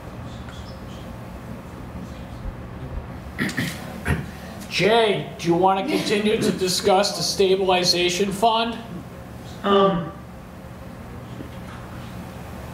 I've still got some thinking to do about that. Thank you, Gary. Sure, of course. I have just one question related to turnover, because I know you mentioned, like, with police, that's something, you know, across the state or even broader, there are issues with staffing. I know I've seen in some other industries that there's been a lot of turnover the last year or so. I was just curious if there are any different trends emerging with other departments. Like, does turnover seem pretty stable? Does it seem like it's changing, like going up or down at all, either across the board or in any other pockets? Yeah, what's tricky for municipalities to respond to is we can't react very quickly to changing environments, especially around pay scales. There are 7 unions on the town side. We have agreements with one of those 7. Those contracts expired June 30th, 2022, so those employees have been working without a contract since July 1. So, you know, our mechanism to say, hey, the job environment is changing, we need to increase pay, is through that contract. But, you know, we can only offer so much within the parameters that we try to live within. So I think one of the things that limits us is certainly reacting to a changing environment. I think we've all seen how hard it is to hire people. Everybody has a job who wants one, right? And so you're now competing on salary and other things. Benefits, typically municipalities, we can offer really good benefits, especially around retirement. Health insurance, we're probably getting closer to the market, whereas health insurance benefits had been better on the municipal side. I think one thing for people of my generation is the paid family leave stuff. Municipalities, it's viewed as an unfunded mandate by the state, so we're exempt from paid family leave. So somebody of my generation who's 30 years old working in the private sector, they get 12 weeks when they have a child or whatever happens. to bring them into the municipal world, that's a really big benefit to give up to come over. So I think these are the factors that come into it. Pay is a big one. And, you're speaking, Chase is on this call, Chase Berkeley from DPW, because of the revolving fund that we have, but it's hard, it's challenging to find those kind of skilled employees for his department as well, because private contractors are just hiring everybody else, and at rates that we can't quite compete with. So it is an issue. I would say it's more about, we can slowly but surely catch up in terms of pay and everything, but we can't just start matching people and pay increases start going through the roof. When you said that's only one of the 7 union negotiation contracts, or may we be faced with an instance that we're going to have to retroactively pay those people? Just I'm in a union and. Nope, that's exactly right. So we have in the fiscal 23 budget an appropriation to cover any potential estimated increases to pay in fiscal 23. Okay. In the fiscal 24 budget, we have currently money to bring them up to where they should be. Okay. We don't currently have that plus the retro payment. Yep. So we're still working on it. We need to either pay them out in this year or encumber that money or do something with the fiscal 23 appropriations to bring that forward to fiscal 24. Okay, so that's like potential money that we need to. It's already been appropriated. It's available. It's just a matter of moving it from 23 to 24 if that comes up. Hopefully it won't. But these negotiations could carry forward into fiscal 24. Okay. Any other questions on the budget? Hearing none, we'll move on. Do you want to go to Kidder? I think people out there might want to hear that. I think they don't come. So What's in that? case there are any questions, the executive director might be coming over. So I think if we. Oh, so okay, let's stick to the plan? Yeah. I think Let's so. stick to the plan. If I could, Mr. Chair, could we maybe then just do the revolving fund for DPW? Yes. See that Chase Berkeley is here. Sounds like a good idea.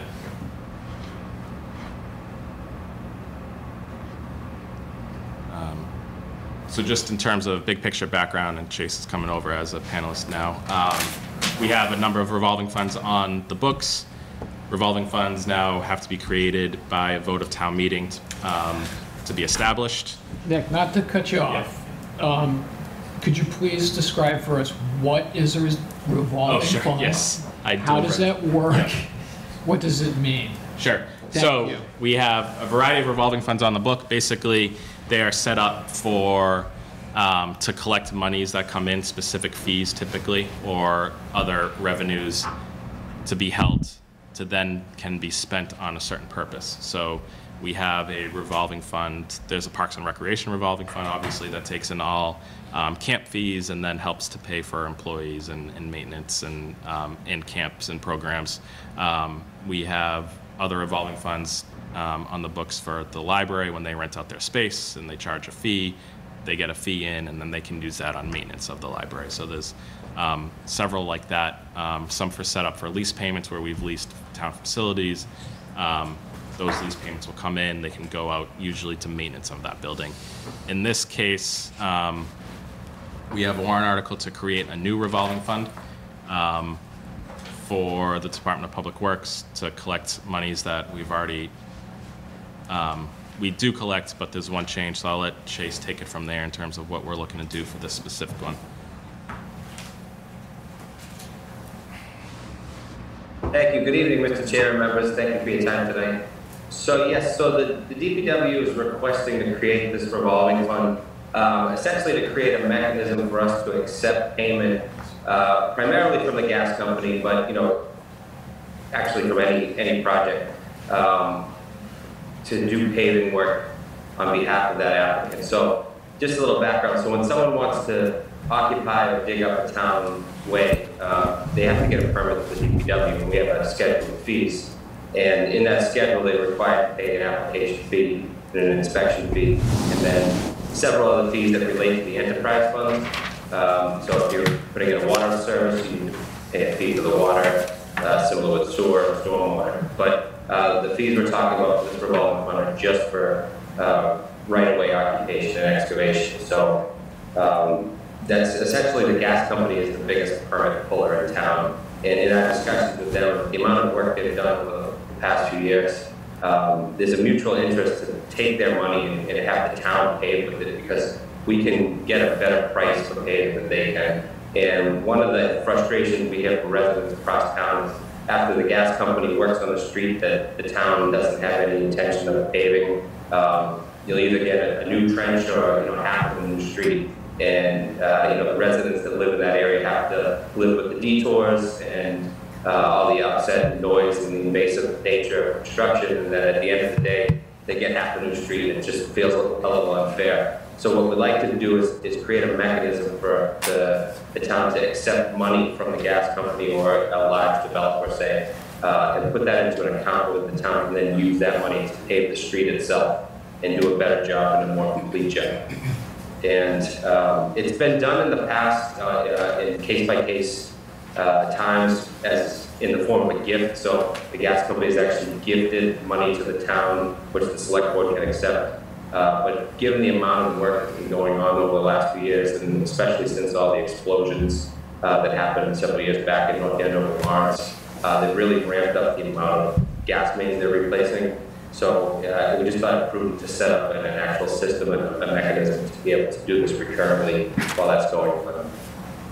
So we did a little financial analysis about how much money would actually be diverted from the town receipts into this revolving fund. And that's about $50,000 to $60,000 annually that we collect through permit fees and inspection fees and licensing fees that we would divert from receipts into the revolving fund. And then we would create a new fee, which we would call payment in lieu of paving, that we would charge a utility or a developer and collect that money and then do the paving ourselves. So that's a general overview. Happy to go into more detail or answer any questions you have about it. But essentially, we just want to do a better job paving and certainly catch up on the paving in town. It's no secret that our roads are in tough shape in a lot of areas, and we really want to stretch those dollars as far as possible to make as many repairs as we can. Thank you, Mr. Berkeley. Send your list. Does anybody have any questions? It makes sense. Yeah. So this is presented to us as an article.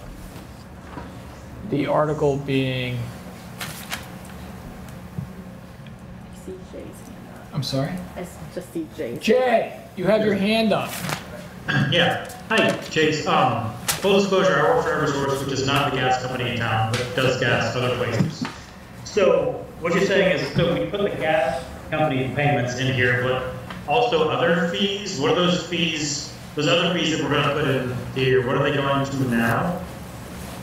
So if the gas company were to dig up the street right now, they'd pay a $75 application fee and a $500 inspection fee to the town, and that would go into the general receipts. It doesn't go to the DPW. We can't access that fund. It goes into the general receipts.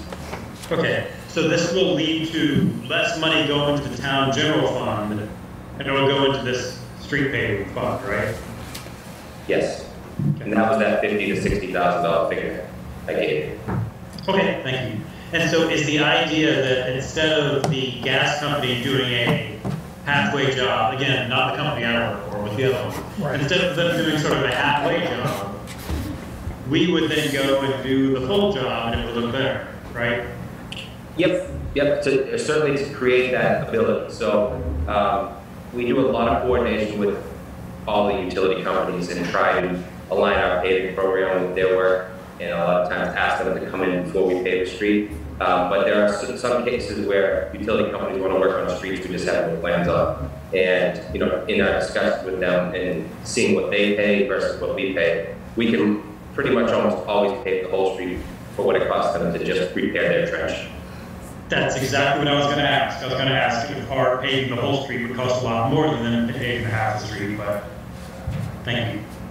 You're right on.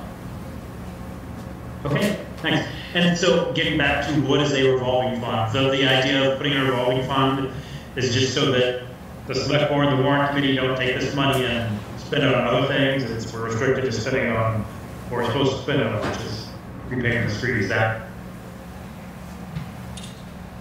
That's one part of it is kind of the earmark it for a specific purpose, and then it also carries over year to year, so that we're not constrained one fiscal year.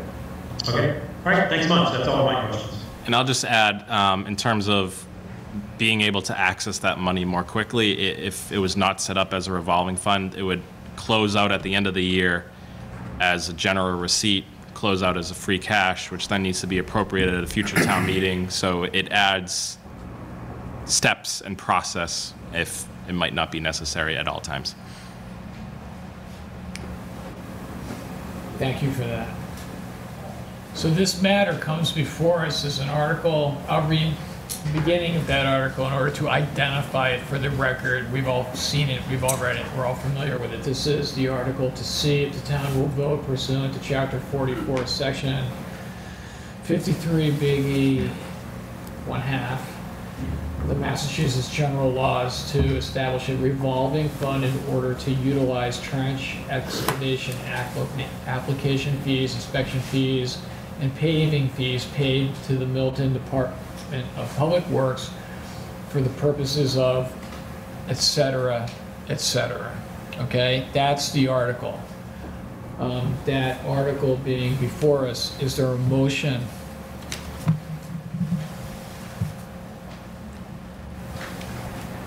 What's the article number? So we don't have an article number yet. Okay. So it is, we can refer to it as the article pertaining to Chapter 44, Section 53, E1/2, with regards to this revolving fund. Is there a motion on the floor?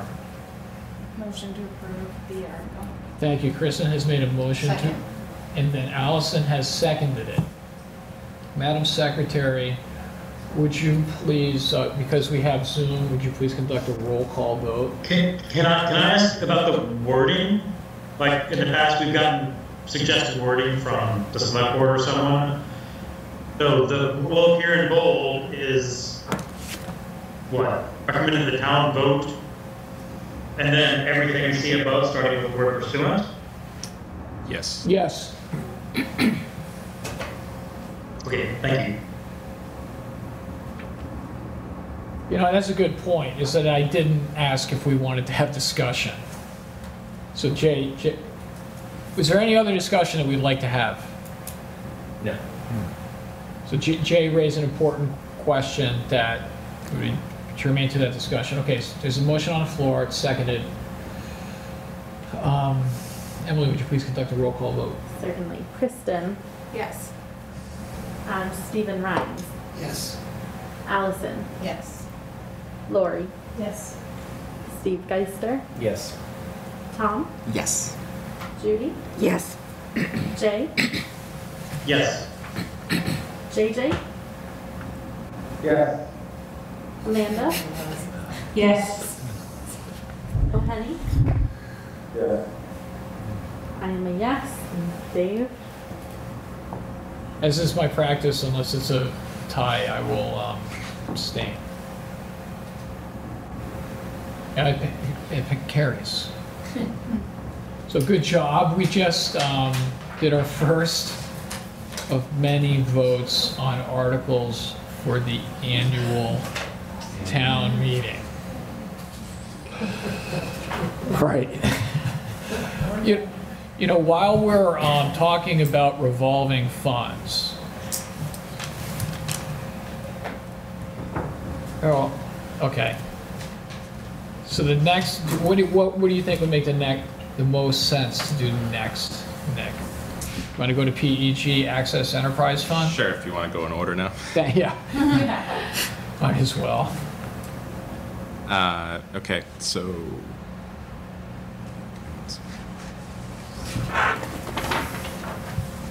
All right, so PEG Access Enterprise Fund. This is a slight change, as you will all will remember from our December town meeting, we had 2 warrant articles related to the PEG access funds for reducing an appropriation and then increasing the appropriation back. At the time, it was because when the town voted to appropriate $600,000 for their fiscal 23 transfers from the town's money to the Milton Access TV incorporation, really, we didn't have that money in our account, and that vote can only happen if the money is actually sitting in the account. You can't anticipate future revenues as we would for any other budgetary action that we take. Every year, or really every quarter, we receive payments from the cable companies. A percentage of everybody's bill comes to the town of Milton for supporting public educational and government access stations in Massachusetts and around the country, really. We have an agreement with Milton Access where we'll then move those monies over to them, all the support that they provide, all the programming provide, their capital equipment, and so on. So all of that will remain the same. The only thing that we are requesting to change is the mechanism by which we hold on to these monies and appropriate them out, rather than have it under an account that we can only appropriate if the money is in the account. On the day of the appropriation, we would recommend moving it to an enterprise fund, in which case we can anticipate revenues in the forthcoming fiscal year and make an appropriation based on those anticipated revenues. So what would happen is, if this article were approved as written,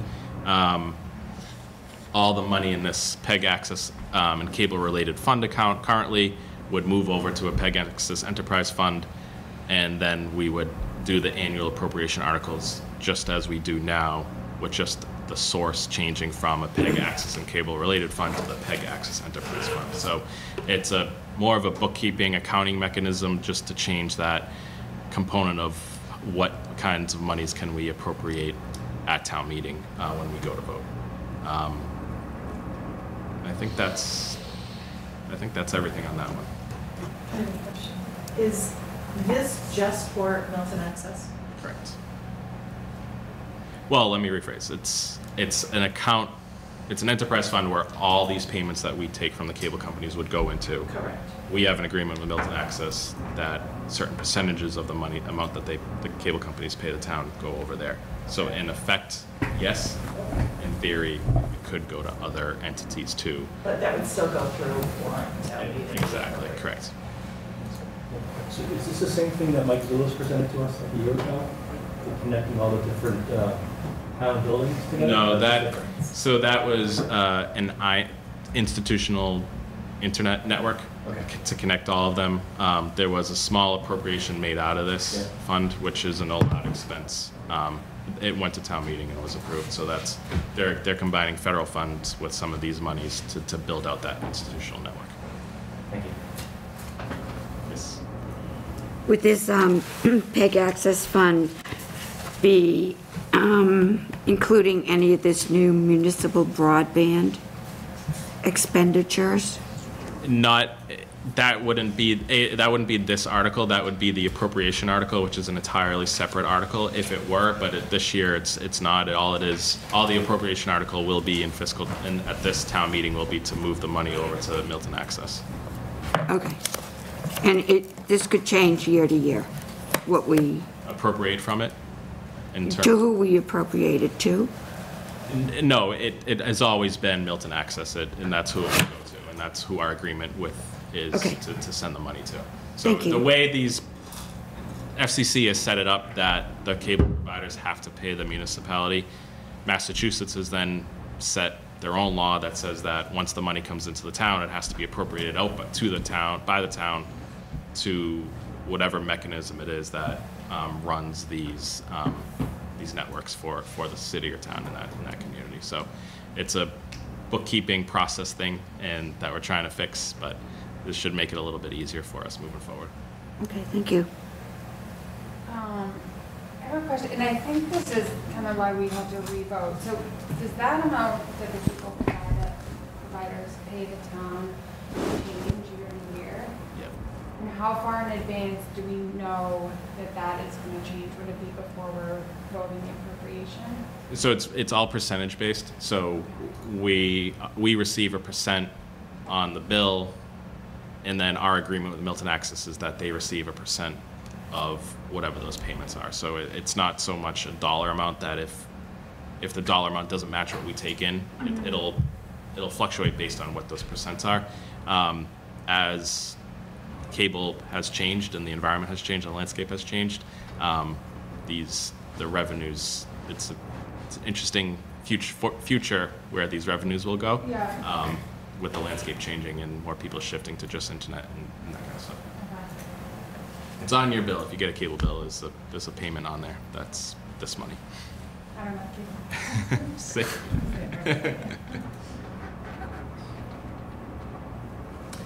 Are there any other questions? Would we like to have a discussion? There being no discussion, there's a article that's before us, proposed article, to see if the town will vote to accept the provisions of Chapter 44, Section 53 F.5 of the Massachusetts General Laws establishing a PEG access fund as an enterprise fund effective for 2024, etc.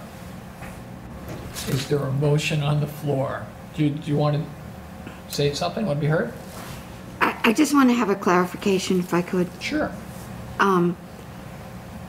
We keep using the word proposed when we're discussing or voting on these articles. It would seem to me, because that's the proposed language and not what might be the actual words used. And here's your article, it's number 487. That's what you're voting on. Should we perhaps wait to see if any portion of this does get changed? So we're at the point now where we're formally recommend, these articles, this language is as is. And so it goes back to like what Jay's saying, that we are voting on this language. That's that if we vote yes here, we would recommend to the town. And so the point about the proposed, it's just, it's language, but it has meaning. It doesn't become, so it's a proposal, the way I'm look at it, it's a proposal until the town meeting votes to accept it. And then it becomes, let's just say, law, right? It becomes an approved article of the town. So where we're at in this process is it's all a proposal until the town, the people of the town at town meeting make their vote to enact it. So we don't expect any language change? Well, it could. But it would have to come through an amendment process. Right, through a process. So what we're doing here is doing our formal vote to vote on the language, the black and white that's in front of us. So I'm not reading every word, but et cetera, is actual language that does mean something, as follows. Right, so I could go on and on. We could have a lengthy discussion of the language. Steve? Yeah, just a quick comment. So if we wait till the day before or all the article's done, we'll be here at 48 hours straight going through everything. So I think we kind of need to go through the process as things become available, as opposed to waiting to the very end and then trying to do it all. So just kind of. Yep, and so right, and so we've got 4 that are ready to go. 1 down. A lot more to go. Well, let's rock it. Thank you. You're welcome. Thank you. There's a motion on the floor. I'm trying to. So was there a motion on the floor? No, I'll make a motion. Kristen makes a motion. I'll second. Allison seconds it. Emily, would you please conduct a roll call vote? Kristen? Yes. Stephen Rhines? Yes. Allison? Yes. Lori? Yes. Trustee Geister? Yes. Tom? Yes. Judy? Yes. I'm a yes. Jay? Yes. Jay, could you unmute? Jay, you're muted. Oh, I'm sorry. Yes, sorry. Yes, do you hear me? Yes. Is that your vote? So Jay, that was a yes? I was already voted. Oh, I'm unsure, but I'll go with yes. Okay. Yes enough. JJ? Yes. Amanda? Yes. Penny? Yes. And Dave, I'll still always ask you. I will abstain, thank you. Okay. Nick, you want to go to Special Purpose Stabilization Fund for opioid settlement funds? Sure. Right now, we are hoping to take this off the warrant. We had initially planned to, so these are the opioid settlement monies that I had talked about earlier. To date, we've brought in $155,000. There was another batch of settlements just announced in the last couple of weeks with Walgreens, Walmart, Teva, and one other company, CVS. So again, these are settlements related to the opioid pandemic that they caused over the last few years. Milton, over the next 20 or so years, will receive a total of about $1.3 million, $740,000 of which will become from the distributors and Johnson & Johnson, $600,000 from this other settlement. We've brought in $155,000 to date, and we'll continue to receive these monies through 2038 in various amounts based on how the settlement agreements shake out. The rules around these monies are tightly controlled. The state has issued guidance on how municipalities can use these monies in accordance with the settlements that have been reached. So any expenditure of these has to be done in compliance with that. We had intended to create a stabilization fund, so what would happen there is the money would flow into a new special purpose stabilization fund. Then we would go to town meeting, we would ask town meeting to vote the money out of the stabilization fund, and then the money would be spent on XYZ program, intervention, project, whatever. Based on discussions with the Department of Revenue and the Division of Local Services, we can skip that stabilization fund step and appropriate these monies through the departmental budgets to a department, and we're debating whether that would be Board of Health or Select Board, at which point we would appropriate, for example, that money that we've received to date, $155,000, to that entity, and then they would be responsible for then using that money, putting that money to use through programming, through investments in treatment and prevention, however they wanted to handle it. And then that money would stay available to them and not go through the closing up and then would have to be reappropriated. So essentially what we'll do is one of these departmental budgets will be increased by $155,000 for this explicit purpose, rather than create a stabilization fund. So that's a long-winded way of saying, hopefully this article will be removed from the warrant, and instead we'll see a departmental budget change in Select Board or Board of Health, depending on where it makes sense to put it. And I'll just note that we don't have any specific plans or projects or programs in mind. It would be more about giving the authority to that entity to do so later. But get the money in that budget so the work can start now. So that's all I had on that article. Okay, Can I ask a question? Yes, Jay. Okay, if it's just in their budget, sort of goes back to what I was asking about revolving funds earlier. If it's in a revolving fund, we know exactly to the dollar how much should be spent on this purpose. If it's in their budget, let's say they don't spend it this year or next year, and then we sort of lose track of exactly how much of this money in the budget was for the opioid settlement. It just sort of gets mushed in there. I don't doubt anyone's intentions, but I worry that people will forget exactly how much is supposed to be spent on substance abuse or whatever. Does that question make sense? Thank you.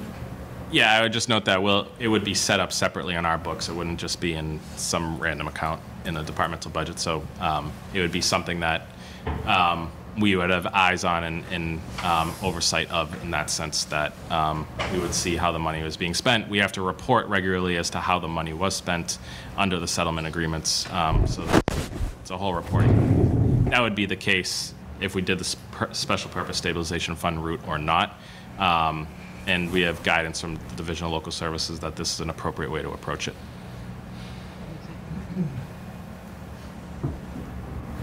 Henry has his hand up. Oh, Henny, you have your hand up. Thank you, Mr. Chair, and thank you for the presentation and for this guidance. My question, it may be just me and maybe just afraid of that before we put it to work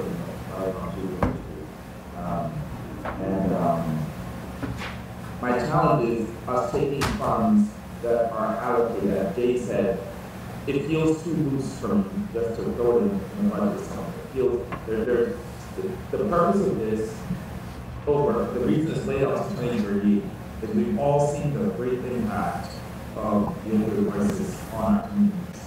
And to be honest, the reason it's a long tail, we obviously partially put away with this stuff. But the impact is expected to last, for part of our generation, right? Meaning kids today in high school who are dealing with these addictions are going to have longer term impacts. And so I just wonder if the use of it and allocating it to the health department and just saying do whatever, or I know there's control ways that's gonna, could we be more prescriptive and actually help those who get impacted by this? Could we be more, stronger in our earmark, right? Your families, if you know someone whose family is going through this is a very costly, painful, difficult thing that many would not want to talk about. The resources are desperately needed. So I just wanted to understand more about the allocation and how we're thinking about it from a long-term health perspective. So that's sort of like these questions. That makes sense. No, I think it's right, and so my goal right now is to get the money appropriated by town meeting so it can be put to use by a department, board of health, or whether that's the select board that will have the final say on how these programs would be funded, because the alternative would be that it has to wait until a future town meeting for an appropriation at a later date. So, just as we would put money in departmental budgets for programs that we're not prescriptive about explicitly what that program is, but we're supporting that department's programming initiatives. My approach for this has been similar. Let's get required first step before any of this dollars can be spent by the town of Milton is to have town meeting vote to appropriate it into a budget, and that's where I'm at in terms of a recommendation. And that vote would be, obviously, the town meeting vote doesn't necessarily have to stay what it would be for, but these monies are restricted by the settlement agreement, so they have to be used in accordance with that, and that's something we would monitor and make sure that happens. So it's more this first step is what we're trying to do to get it appropriated by the town meeting, so it then can be used going forward immediately July 1st of 2023. Judy. Who will make the decision on which department this will be overseeing this? That's what we're working on now, and then I'll make a recommendation. It's gonna, no one else is gonna be involved in making that? You won't, in other words, in your sole discretion, you are gonna make the decision which department? In working with the departments, the conversation this was the conversation I had with the health director to say, does this feel like the right place for this money to go? Is this a place where you would want it to go? Mm-hmm. Those are the conversations we're having, and based on that feedback, I'll make a recommendation. Is there a reporting requirement from the town to someone outside of the town to report that these funds are being dispersed in accordance with the requirements? Yes. Who do we report to? We have to report to the courts, really, through the law firm that's handling this on behalf of essentially all of us. So there's a portal set up. Brown Greer is the national law firm that's handling it. We go into the portal to request payment of the monies, and then we would use the portal to report how those were spent. Okay. And I see Amanda's hand. Amanda has her hand up. Hi. You might have said this before, but so, and I'm still understanding how the budgets work, but to the point of like the free cash this year, so that tends to be, that's money that wasn't used in a budget. Is that correct, that it gets rolled into that? So how do we, are there things in place that ensure that this doesn't then get rolled into free cash, that it doesn't fall into that same, the same structure, the same way that happens with other department budgets? Yeah, we've received guidance from the state that for this explicit purpose, that money would be allowed to be authorized and then not have to close out to free cash. The money can be available until it's spent. So it's being treated a little bit differently than a typical appropriation would be by the state. And if you have to follow like guidelines, like you have to do things, like those choose on the money not to be spent at all. Like you have to submit things to the Correct, state. yep. Okay. So there's not this, so at this point, this is not an article that we're expecting to be in this annual town meeting? The article I am expecting not to need anymore, but this will show its face in terms of a budgetary recommendation of an appropriation. Okay. Okay. Fine. Can I ask one last question? Sorry. Jay. You did such a good job earlier in this meeting of convincing me of the virtues of revolving funds. Why? I think you sort of explained why we don't need it, but is there a downside to having a revolving fund? That still seems like a great, why can't we do it? Or why shouldn't we do it? Because it's being treated by the state as the way the state is treating it and advising municipalities to how it can be appropriated. It's not being treated as like a fee that a revolving fund could be. So the state law that governs revolving funds is a little distinct. This is being treated as a general, is being treated as a receipt that has to be appropriated. So that's why we can't set it up as a revolving fund. So we can't. Okay, thank you. Their money's reserved for appropriation by the town meeting. Revolving fund monies would not be reserved for appropriation. So it's a municipal finance thing. Thank you. Right, vice an enterprise fund or a special purpose stabilization fund. Thank you. Sure. Okay. Are there any other questions or discussions, though it's not an article for a vote? Tom? This one. Just you've had conversations, Mr. Milano, with both Board of Health and Select Board?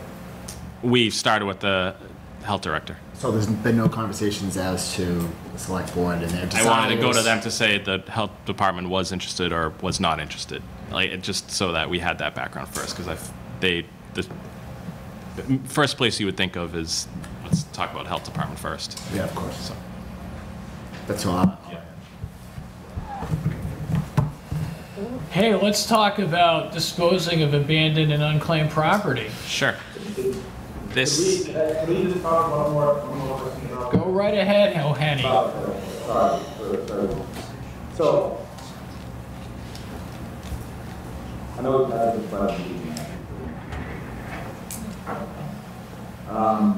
So, one of the large part of the states, can we just agree that whether we're talking about how we use this, even though it's in the budget, it's in the health department budget, those of us whoever's allocated the health department, I think there needs to be special conversation about how this fund is going to be used, because a lot of it is used for purchasing naloxone, right? Which is the abatement treatment for those who have overdoses. And frankly, to me, buying the treatment from the same people who made the opioid, to put money back in their pockets, just seems absolutely ludicrous. I know I work in the industry. I would love for us to think about ways that are not just going to the state set up naloxone purchasing program, so J&J and all of them can get their money back to the treatment too. And I just want to make that statement here. I would love for us to think more creatively as a town in terms of how we fund it, as opposed to just doing the naloxone purchasing program that's set up by the state when it comes to allocating these funds. Whether that's Board of Health or that is a police or fire, wherever that money ends up, I do think I agree with the do make a comment that I would love to think more deeply about how that money, if that's what we're doing Milano, and we're happy to support this on that basis. That conversation. No, I appreciate those comments, and I'll certainly bring those back. I think double-edged sword is the people who are alive because of Narcan. I mean, we can't discredit that either. And I know the fire department uses it a lot. So, and it's tough. But I think we have to acknowledge that as well. Okay, that's part of the conversation that you can have with the Board of Health. Yes. Thank you. Please help us out. What is Mass General Laws 200A, Section 9A all about? Sure. This is a little bit of a housekeeping effort on our part. In 2009, the state law changed around abandoned or unclaimed property. So if you see the treasurer's ads and newspaper ads and radio ads and TV ads, if somebody owes you money, you have a bank account you forgot about, it closes out as unclaimed property, it goes to the Commonwealth under the treasurer's control to chase down whose it was. For municipal unclaimed property, for example, we write a check for $200 to vendor ABC. They never cash it. This mechanism allows us to notify that vendor after a year, put their name on the website, put their name in the newspaper, reach out to them at their last known address, and if all those efforts fail, then the town has that money close out to the general fund and it stays with the town. This is the process that we follow today. That said, it's a local acceptance, which requires town meeting vote to accept these provisions of law. That hasn't happened. So we would like to clean that up because the alternative would be to go through the treasurer's system, in which case the money leaves the town and goes off to the state's treasury to be chased after in terms of trying to find the person, and then it closes out to the state treasury. So essentially, we would like to keep the process that we're using, clean that up by accepting this statute properly, and then continue to use the process that we've been currently using. The treasurer refers to it as tailing, so if you've heard that terminology before, that's what it is. It's just any unclaimed property in the custody of the town. We follow the process to reach out to them. It takes well over a year to do so, multiple efforts, and then the money would close out and stay with the general fund here in Milton. Thank you. Any questions? Would we like to have a discussion? Is there a motion? The motion on the proposed article that the town vote to accept the provisions of Massachusetts General Law, Chapter 200A, Section 9A, etc. Tom makes a motion. Second. Judy seconds it. There being a motion seconded, Madam Secretary, would you please conduct a roll call vote? Kristen. Yes. Stephen Ryan. Yes. Allison. Yes. Lori. Yes. Steve Geister. Yes. Tom. Yes. Judy. Yes. Yes. Jay. Yes. JJ. Yes. Amanda. Yes. O'Penny. And Dave. Abstain. Thank you. Motion carries. Thank you. Mr. Milano, would you please give us an update on the sale of the Kidder Branch Library? Sure. Kidder Branch Library on Blue Hills Parkway, 101 is the number. Discovery Schoolhouse, as you probably know it. Owned by the town, formerly a library. It's under the control of the select board for disposition in terms of whether to sell it, and if to sell it, how much. The town has put it out to RFP a couple of times. On both occasions, the Discovery Schoolhouse responded. Most recently, they responded to a request for proposals that was put out earlier this year. The select board voted subsequently to award sale of the property subject to negotiation of a purchase and sales agreement to Discovery. There were 2 proposals that the town received. One was from Discovery Schoolhouse for $500,000. The other was from a small company to convert it to 4 2-bedroom housing units at, and the dollar amount is escaping me. It was either $450,000 or $400,000, and I'll get that for you. Thank you. Thank you. I thought it was 4. So $400,000. The select board evaluated the 2 proposals based on the evaluation criteria and the request for proposals and on price, and voted to, as I mentioned, select the proposal from Discovery Schoolhouse. So that was done a few weeks ago now. At our most recent meeting, the select board voted to open the warrant to add an article to authorize the select board to sell the Kidder Branch Library in accordance with the purchase and sale agreement negotiated between Discovery and the town on the warrant for the May town meeting. So we will have to iron out that purchase and sale to get it to this warrant committee to hopefully have a recommendation for the May town meeting. That is our goal, to do that. I don't have much information beyond that. I know this has gone to town meeting a couple times and been deferred back or no action taken, but we have put it out to a couple times, and I think I can convey the board's feelings is that this is the proposal that they have in front of them that is best to move forward on. The other thing I'll add is that although it's under the custody of the select board to sell, the proceeds of this transaction go to the library trustees, as it's a library property that was provided to the library. So the $500,000 is not a windfall for the town. It goes as and would be held in trust with the library trustees, and I think it would be a non-expendable trust. So only the income and investment income on that would be expendable. So in terms of where that money would go, it would go there, and it's currently non-taxable property. It would remain non-taxable property in terms of potential property tax income, as they are a educational institution. Are there any questions? Tom? Mr. Milano, do you know if there are any restrictions on the deed in terms of subsequent transfers of the property? So if Discovery Schoolhouse wants to sell, have we put anything in there? They have offered to include a right of first refusal for the town. Great, great. Thank you. Do we know what the taxes would be if the other option was chosen? I talked to the assessor briefly. He said, depending on quality and improvements, the assessed value would be closer to $1 million to $1.5 million based on that location.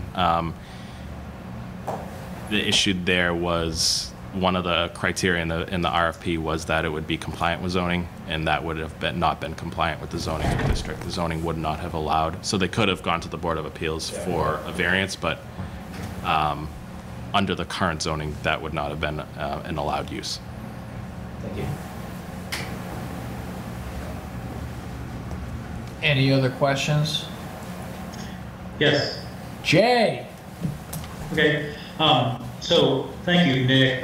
We're desperate for land in this town. So desperate that we were crawling all over it ourselves just a month or two ago to try to purchase part of the Fontbonne property.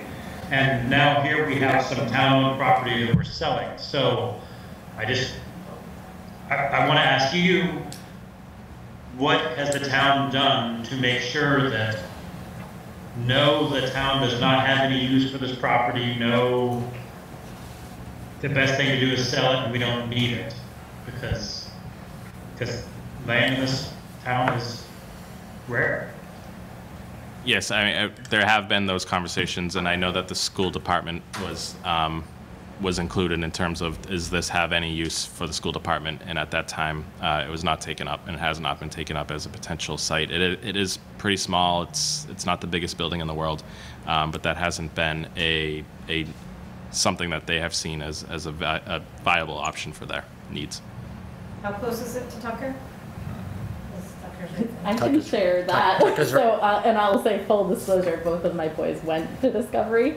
And so last year I had one boy at Discovery and one at Tucker, and I'd go pick up the one at Tucker and walk like 5 minutes down the road. It's like less than a quarter mile. Well, we didn't buy the Hoosick, so I'm just wondering why. I know. I would just say, I think to Mr. Milano's point about the size, this is so much smaller. But if it's close to Tucker, my thought is that you would have the ability to use it as like taking classrooms that are needed, and maybe put a preschool classrooms. Or even after school. Or after school. Yeah. Like that's Right. the thing. Perfect. It's so close to After Tucker. school. So to me, it's one of those things. Again, are we using it to the town's benefit? We missed out on opportunity with Hoosick. Absolutely. I think that it was the 2019 special town meeting that we talked about this, the sale. Maybe. I wasn't on That sounds right when I was going through the warrants. No, I know Discovery Schoolhouse had a lot of work on the property to repair it, and I was happy with town meeting voting it back because, I think the property was donated by Nathaniel Kidder for the purposes of the library, for the youth, the town, and Discovery Schoolhouse is a great school from what I've heard. And I think it serves those needs. That's why I asked the question about could we buy it back? Because it was donated to the town. Yeah. So I think it's great that Discovery has repaired the building and has moved forward, and I think it's a good idea. I prefer it be a library. I miss my East Milton library, but I get how that works. But I'm happy to see at least this town has offered this to Discovery at such a low rate, to keep it. Yeah. So I'm in favor, I think, of something like this. But What's the downfall of continuing to lease it? Why are we looking to sell it if it seems like this is kind of working? So, from Discovery's perspective, I think they want a permanent home, but it was given to the I'd town. be happy to recognize if you want to come and join us. Why don't you come and join us? I don't need to say very much. Brian Sheff, I'm the director of Discovery Schoolhouse. And just, should I sit here? Please. Just on that point, the deed states that if the library doesn't want to use it for quote, proper public library purposes, then it must be sold. And the proceeds to put into a fund to benefit the library. So And I'll that's just the add reason. that if the town is going to use it, it's supposed to use it as a library. So if it's in the possession of the town, it's supposed to be as a library, Right, in and accordance with the decree and the gift to the town. Right, and this select board at some point asked the state for an opinion on whether it was okay to rent it with the rent benefits the library. But the state said, no, it's not. It has to be under the deed and the request to the town, to the town for the benefit of the library. It either has to be used as a library or it has to be sold and the proceeds benefit the library. Judy? If one looks at the real estate pages in our town, did it flash it before anyone that's a bargain basement price for that property? It's almost like yard sale free.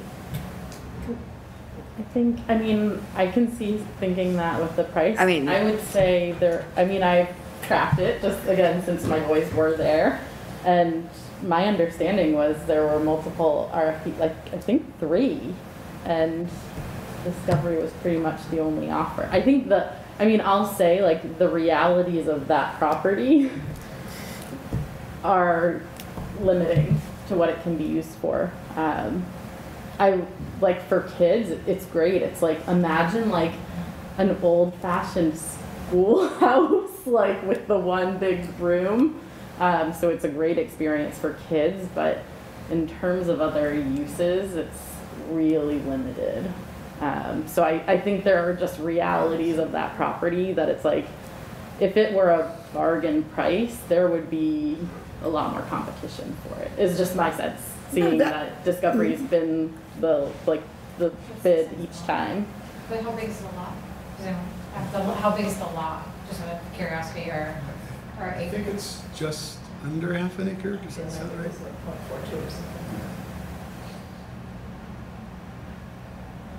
And I do, you know, I'm obviously biased. We would love Discovery Schools to own the building, but we've been very happy renting it as well. But,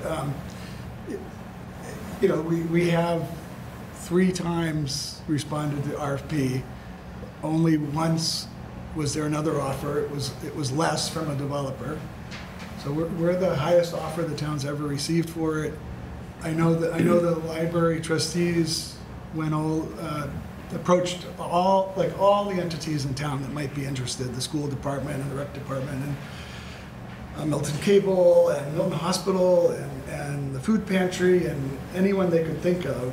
And I watched, I'm going to say 8 or 10 or 12 tours go through the building, and before there was a price attached, nobody was interested. Okay. They couldn't make it work. So I feel like it's a good deal and a good offer to the town, and we'd be very happy with it. Well, thank you for clarifying. That was very helpful. Yeah, thank you. So I'm going to go back. If there's any questions, have any? Thank you. Thank you.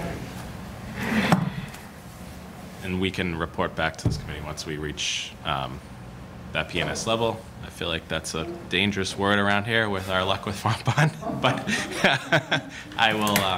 we will keep you updated. But the chair asked me to provide an update just because it was the newest article that had come across the transom. Well, thank you for that. We look forward to an update. We would like to see an article. If I understand the timeline, but we are open for business. And if you have shoes and a shirt on, we got to serve you. All right. So thank you, Mr. Milano. Sure. I just wanted, if I could, Mr. Chair, just one additional update.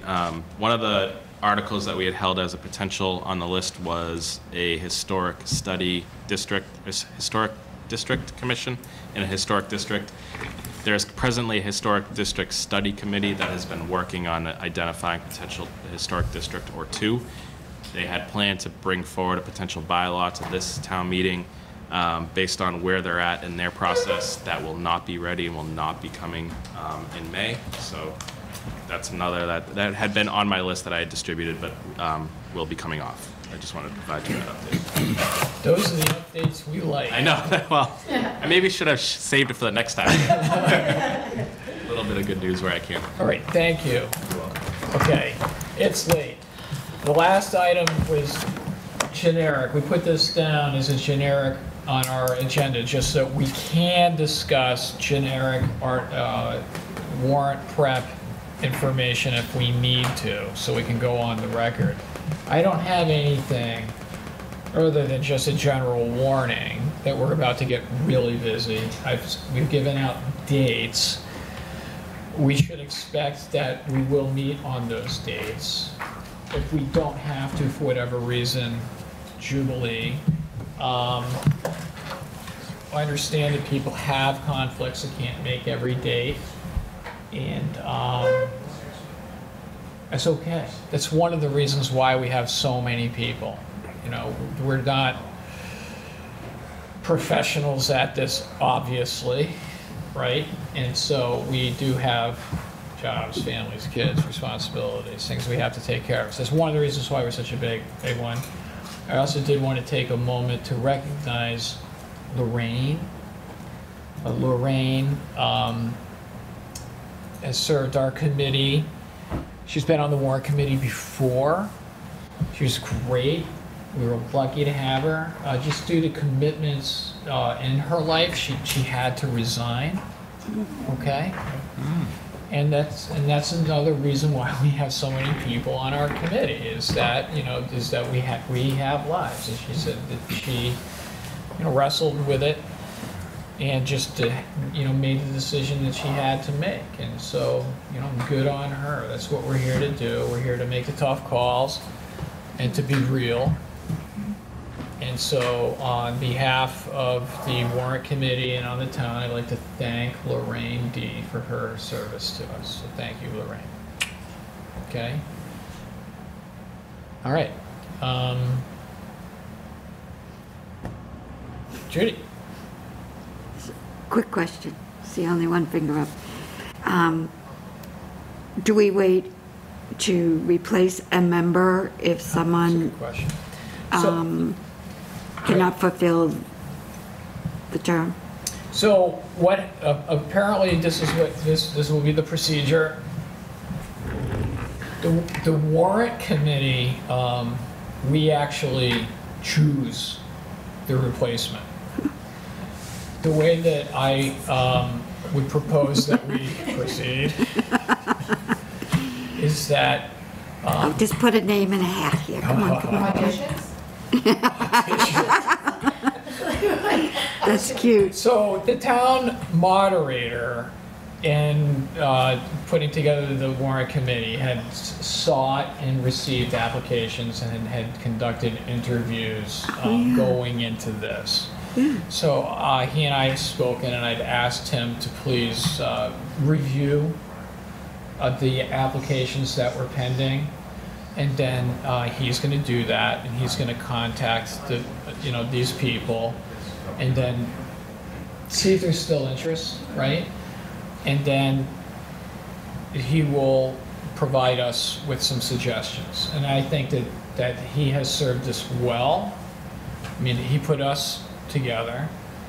So I think that what we'll do is we'll stand by, we'll let the moderator vet, and then we will talk about it, and then we will make a vote.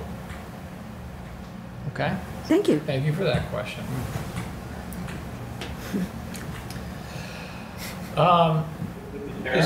Yes, O'Henny. Just concerning that previous one, I think it's fair to say that the point of the Warrant Committee was selected for membership the last year. There was a lot more. There was a very hard advocacy. And so candidates who submitted their names at that time might have been coming more. There was a lot of activism around this. So I just want to caution and select the people who were on that list. I think we may be served by just saying, hey, there's a spot, I don't know. That's what you just told me about Broad, but that's my personal conviction. I trust you, Mr. Chair, and believe that obviously we can come to the best. So we're going to go to the waiting list, so to speak.